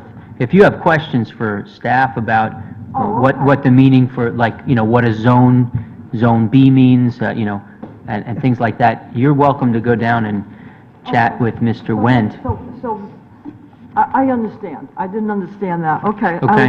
These are my complaints. Correct. And I just want you to read this for me, what I have written. Absolutely, it is a part of the record now. And I want you to understand that this is a very busy intersection, very, very busy. I know that he has a map here, but it's not going both ways. It comes up to Thorpe Street, the post road goes both ways, coming and going. So I'm just letting you know that there's another road here that goes, I think it's called Hillcrest. And then there's the bridge, there's a gymnasium, and I know you all know this. We do. I'm just letting you know that I am really concerned about Thorpe Street, that it's going to be a really big beating for Thorpe Street. And my house is going to, my value of my house is not going to go up any, it's going to go down any. And what I'm trying to say is, from the bottom of my heart, if you can please protect me and my property. It's going to be so much going on in that little area with trucks, with demolition, and then building it. I just don't think that 58 it's much too much. 21 is okay. At least 21 would be 21, and there would be 45 or 50 cars going in and out of Thorpe Street or the rest of the streets. I don't know what he was saying about the sewer line. I don't know if that's going towards my house or not, because I couldn't hear it. But I don't know too much about that. And I guess that's what I'm trying to get across. It's in my paperwork, and if you can please read it and understand what I'm trying to go through. Thank you. Okay, thank you very much. Very good. Thank you very much. For the record, Arthur Hirsch, 1 Oak Bluff Road, Fairfield. I'd just like to make a couple of points. I think the community here is very fortunate to have Mr. Cinto take on the challenge of this property. This property is a blighted piece of property in the community. The town has wanted it cleaned up, and now we have a developer to take on this challenge and put all this money into the site to clean it up. The other thing is, I want to bring out, we all know that we're having trouble with the retailers in the community and across the country.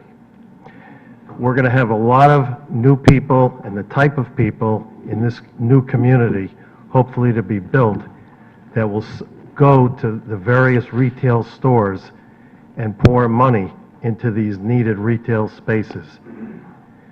You know that we're not going to have an industrial site used here like it was 30, 40 years ago. It's just not going to happen.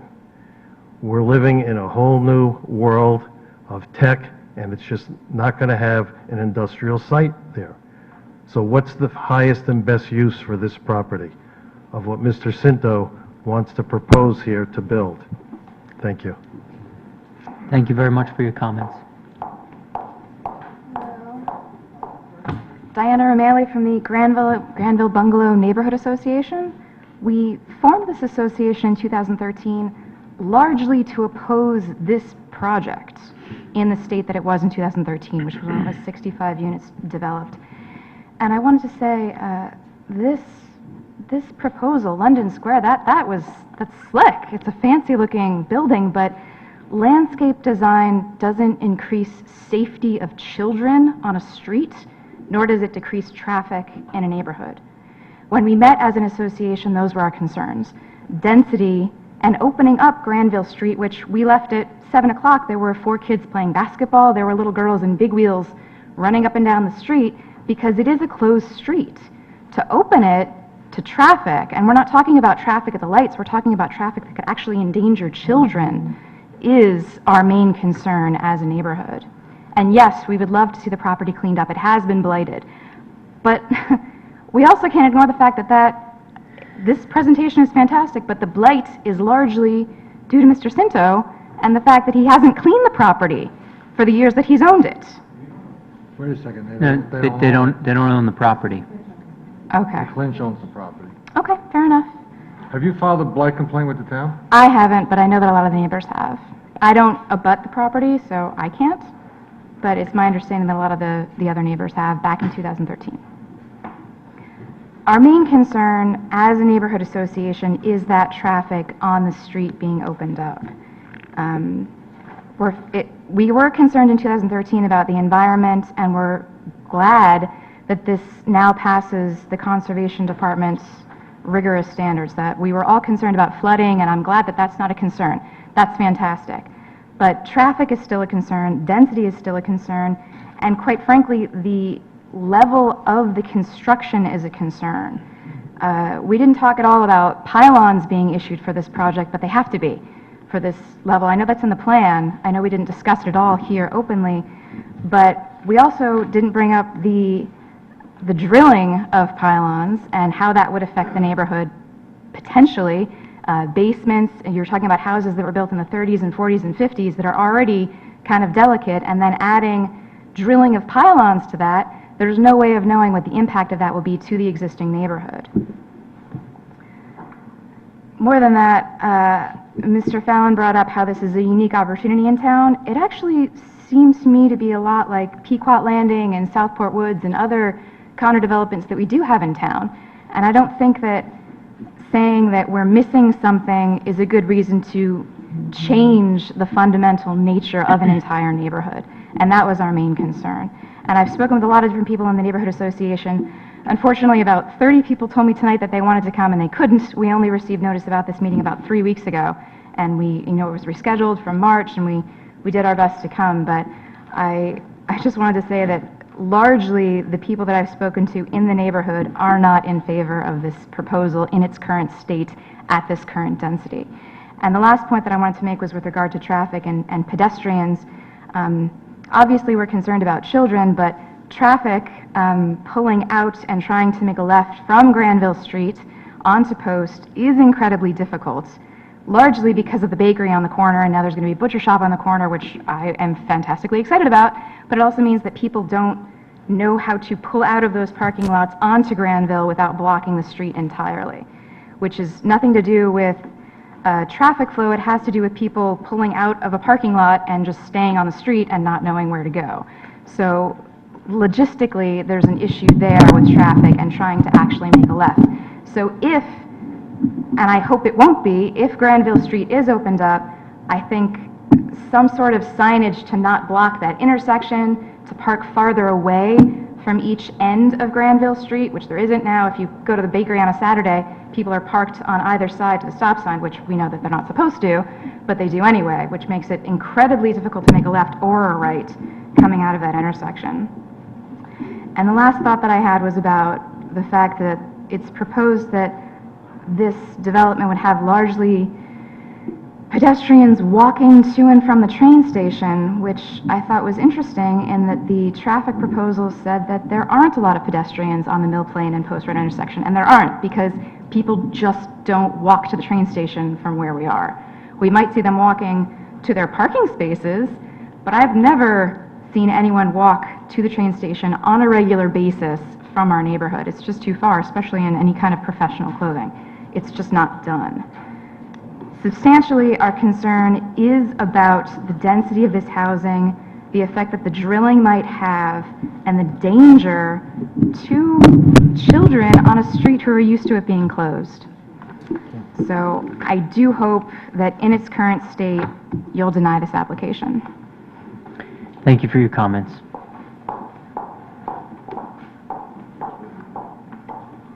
Hi, everybody. Alyssa Israel, 679 Roland Road. I do come to the commission from time to time, as you know, and I think it's important. And the reason why I'm here tonight is, well, first of all, to say that I've listened and heard a very nice application. There's a lot to like here. And yes, I do agree with Mr. Fallon that it is consistent with the Plan of Conservation and Development in many ways. However, there is one important policy on page 48 that says, direct development away from fragile portions of our land environment, particularly the shore, wetlands, and the natural flood plain. Sorry. It's late. I'm very tired, as I'm sure you are. So this is a wetland. It's been filled. We have a developer who would like to fix it, and it's really nice of him to do so. It's a big deal, as we've all heard. As an alternative, I would like to suggest that we encourage Mr. Cinto to help him find another location for this lovely development, maybe on Commerce Drive, or some in that area where I think it would be a better fit. And if we could find a grant, which I think we can, to buy this piece of property and return it to wetlands, I think that would do a lot. 7 acres of restored wetlands to this area would help with flood prevention. As many of you know, I was flooded by Sandy, and that was just a tropical storm. We have not seen a Category 4 hurricane in our neighborhood yet, since I've lived there for 20 years.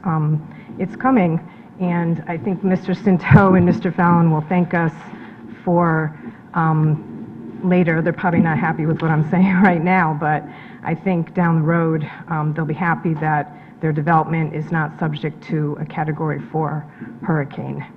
So I think there are grants out there to buy this property, and I would encourage the commission and land acquisition, conservation, and staff to look for a grant to purchase this. I don't know what it was purchased for, but the state and federal government knows that Fairfield was very, very hard hit by Sandy. So thank you for your consideration, and I need a ride home if anyone can help me with that. Thank you. All right, thank you very much.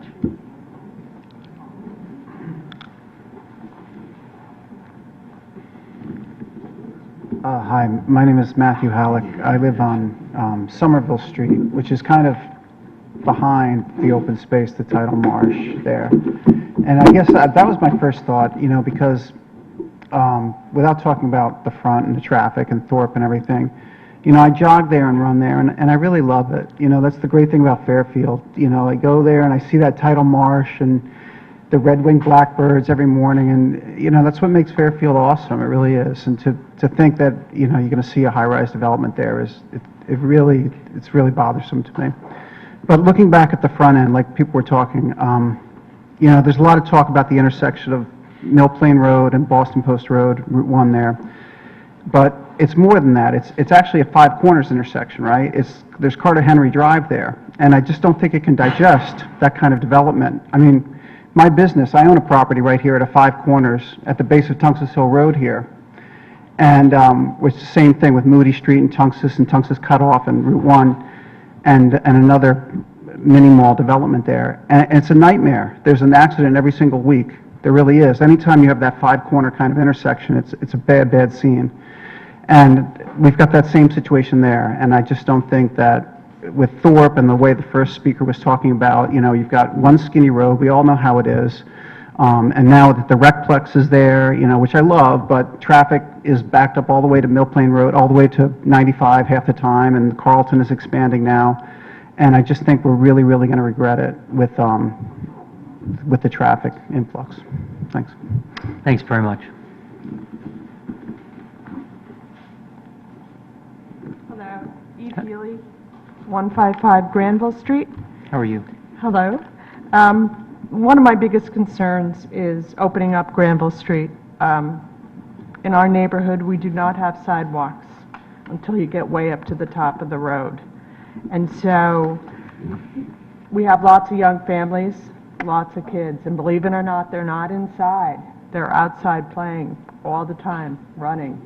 And I'm curious if Granville Street is opened up and they start cleaning up the property, are there going to be trucks rumbling up and down Granville Street? So that's one of my questions. Are they going to be going in and out that way? Another big problem is traffic. Getting up to the top of Granville Street, I go every day, I have to make a left-hand turn. It never takes 3 or 30 seconds. Once every couple of months, I'll have a great day, and maybe I'll be able to make that left-hand turn quickly. But it is dangerous. The signs that say no parking from here to the corner are constantly ripped out. I'm always calling the state and having them stick them back in. So if you go up there now, you'll see one up there that's missing on the left-hand side, and people do park, right up to the entrance of the road. The bakery. The entrance to the bakery is about 6 or 7 feet from the post road.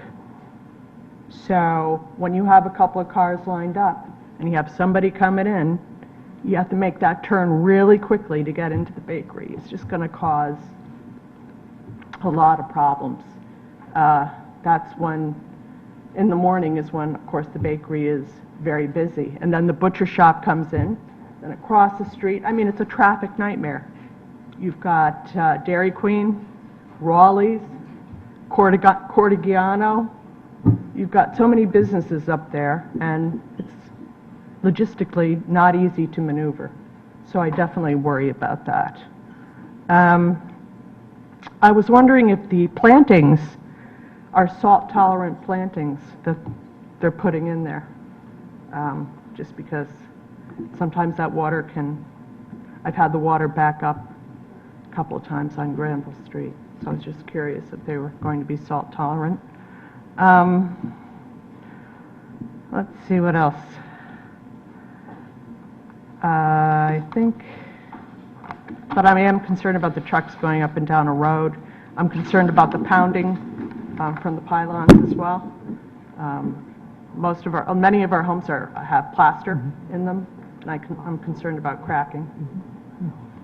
And is it a 55 and older community, or is it open? It is open. Okay. Okay. Thank you. Thank you very much for your comments. Hi, my name is Robin Stadler, and I just bought a property on Helen Street about a year ago, and I too am concerned about the opening up of Granville because I wouldn't have purchased the property had it not been a closed loop. and having it open concerns me also. I also wanted to speak to the traffic situation because I work in Stamford, and every morning at 6:45, I'm trying to make a left onto the Post Road. I do not use, from that neighborhood, and I can't speak for anybody else, but I don't use exit 21 ever. When I'm coming north to go home, I get off exit 19, and just that stretch from 19 to Granville to get into Helen is a nightmare, as it is right now. So if there's going to be, and people, as you're predicting, you're worried about the Thorpe Street with the Mill Street or Mill Road exit, whatever that is, Mill Plain, sorry, I'm new to the area. They get off exit 19. And so their first loop where they can go is where they're going to go, which is going to be Granville. It's not going to be Thorpe Street. They're going to, because they're going to want to avoid the Post Roads, which is what I do, you know, as much as I can. And then it's the reverse in the morning. I go out and make a left. That's exactly it. They're just going to be using Granville. They're not going to be using Thorpe Street. That's my prediction. Too, I'm concerned about the previous use of the property. You said that it was not being used the way it should have been or something, but the thing is, there was no through street there through Granville. And I too see a lot of the kids, I like the birds, I like the quietness of it. And I'm just worried that I've only been there a year and now it's going to be changing and noisy and unsafe. So I would like to have it denied also. Thank you. Thank you very much. Are there any other members of the public that wish to be heard? I need at least 10 minutes. I'm not going to finish by 11. Okay, well, let's, I retained Kathy Braun to represent me. She couldn't be here tonight. She's actually home sick in bed. She converted her presentation to a 5-page letter, which I'm not going to read. I'll turn that in. yeah, you can submit that and I will. that'll be part of the record. But I have my own presentation that's at least 10 minutes long. And you're represented by counsel as well? Correct.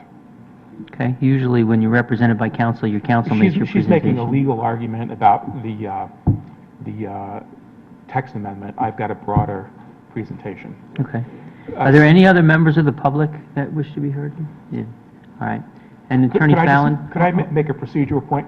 Looking at the record, I don't find a model affordability plan, which I think I understand.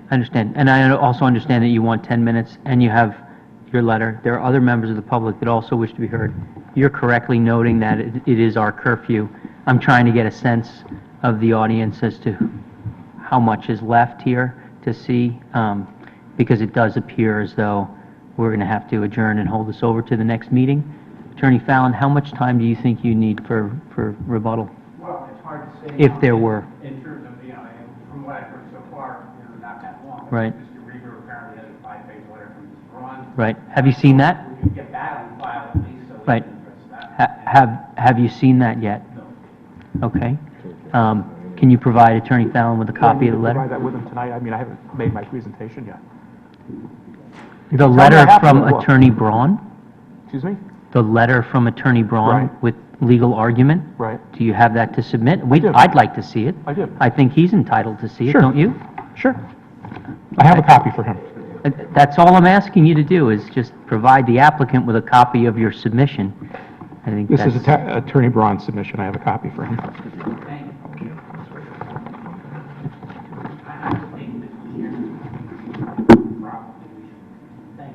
Yeah, I understand. And, sir, do you have a presentation, or do you just have a couple comments?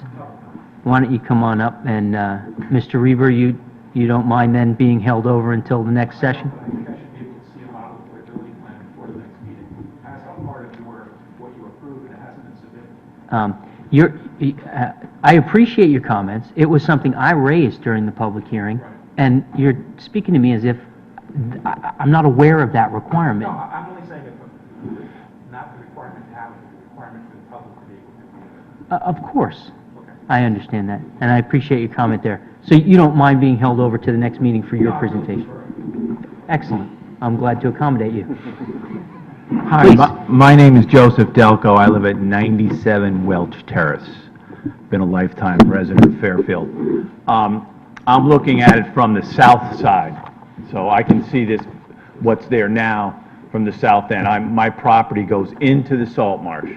So I'm right on Welch, which is right off Route Wayne, so I'm right behind that thing. So there's actually people that haven't been able to sell their houses on my street because of what it looks like right now. I missed that. I was reading this. I was looking down at this. You live where now? On Welch Terrace, which is right off Ruane, which is right behind the old lumber yard. We Yep. saw the fire from the Got it. deck, and so Excellent. we're looking at that every day. And there's people that haven't been able to sell their houses. They had to take them off the market because people were coming and say, well, what's that? How long is it going to be there? That's a real problem that's impacting our street now. So I'd really like to see this thing go through so we could get something nice over there. Sounds like a great project, and I really think this board should really consider it. And plus the pollution part of it, I didn't realize there was actually pollution coming off that lot. But like I said, I own 60 feet into the salt marsh. There's osprey in there. We saw a bald eagle go through there the other day, so the sooner we can get the lot cleaned up, the better. I just would really recommend the board goes ahead with this project. Thank you. Thank you for your comments. So apart from Mr. Reaver, is there any other member that wishes to be heard? Come on up. You've been here all night. I've been at 86 Granville Street my whole life, and before that, my grandparents built the house in 1916. Wow. My grandfather worked at Fairfield Lumber Company. Wow. I have seen this neighborhood change. I am not happy with this new proposal, as you can see. I like the dead-end street. We're used to it. The children are used to it. I grew up in it. My brothers and sisters grew up in it. My aunts and uncles, my mother, they all grew up in this. To do this today, after all these years, there are very few small neighborhoods left anymore. Very few places where children feel safe anymore. This is a neighborhood where they do feel safe, and I'd like to keep it that way. Thank you. Thank you for your comments. Anyone else? All right. And with that, I will hold the hearing open until next week, 1 week from tonight, Tuesday night. All right? And I'll adjourn the meeting. Back to back.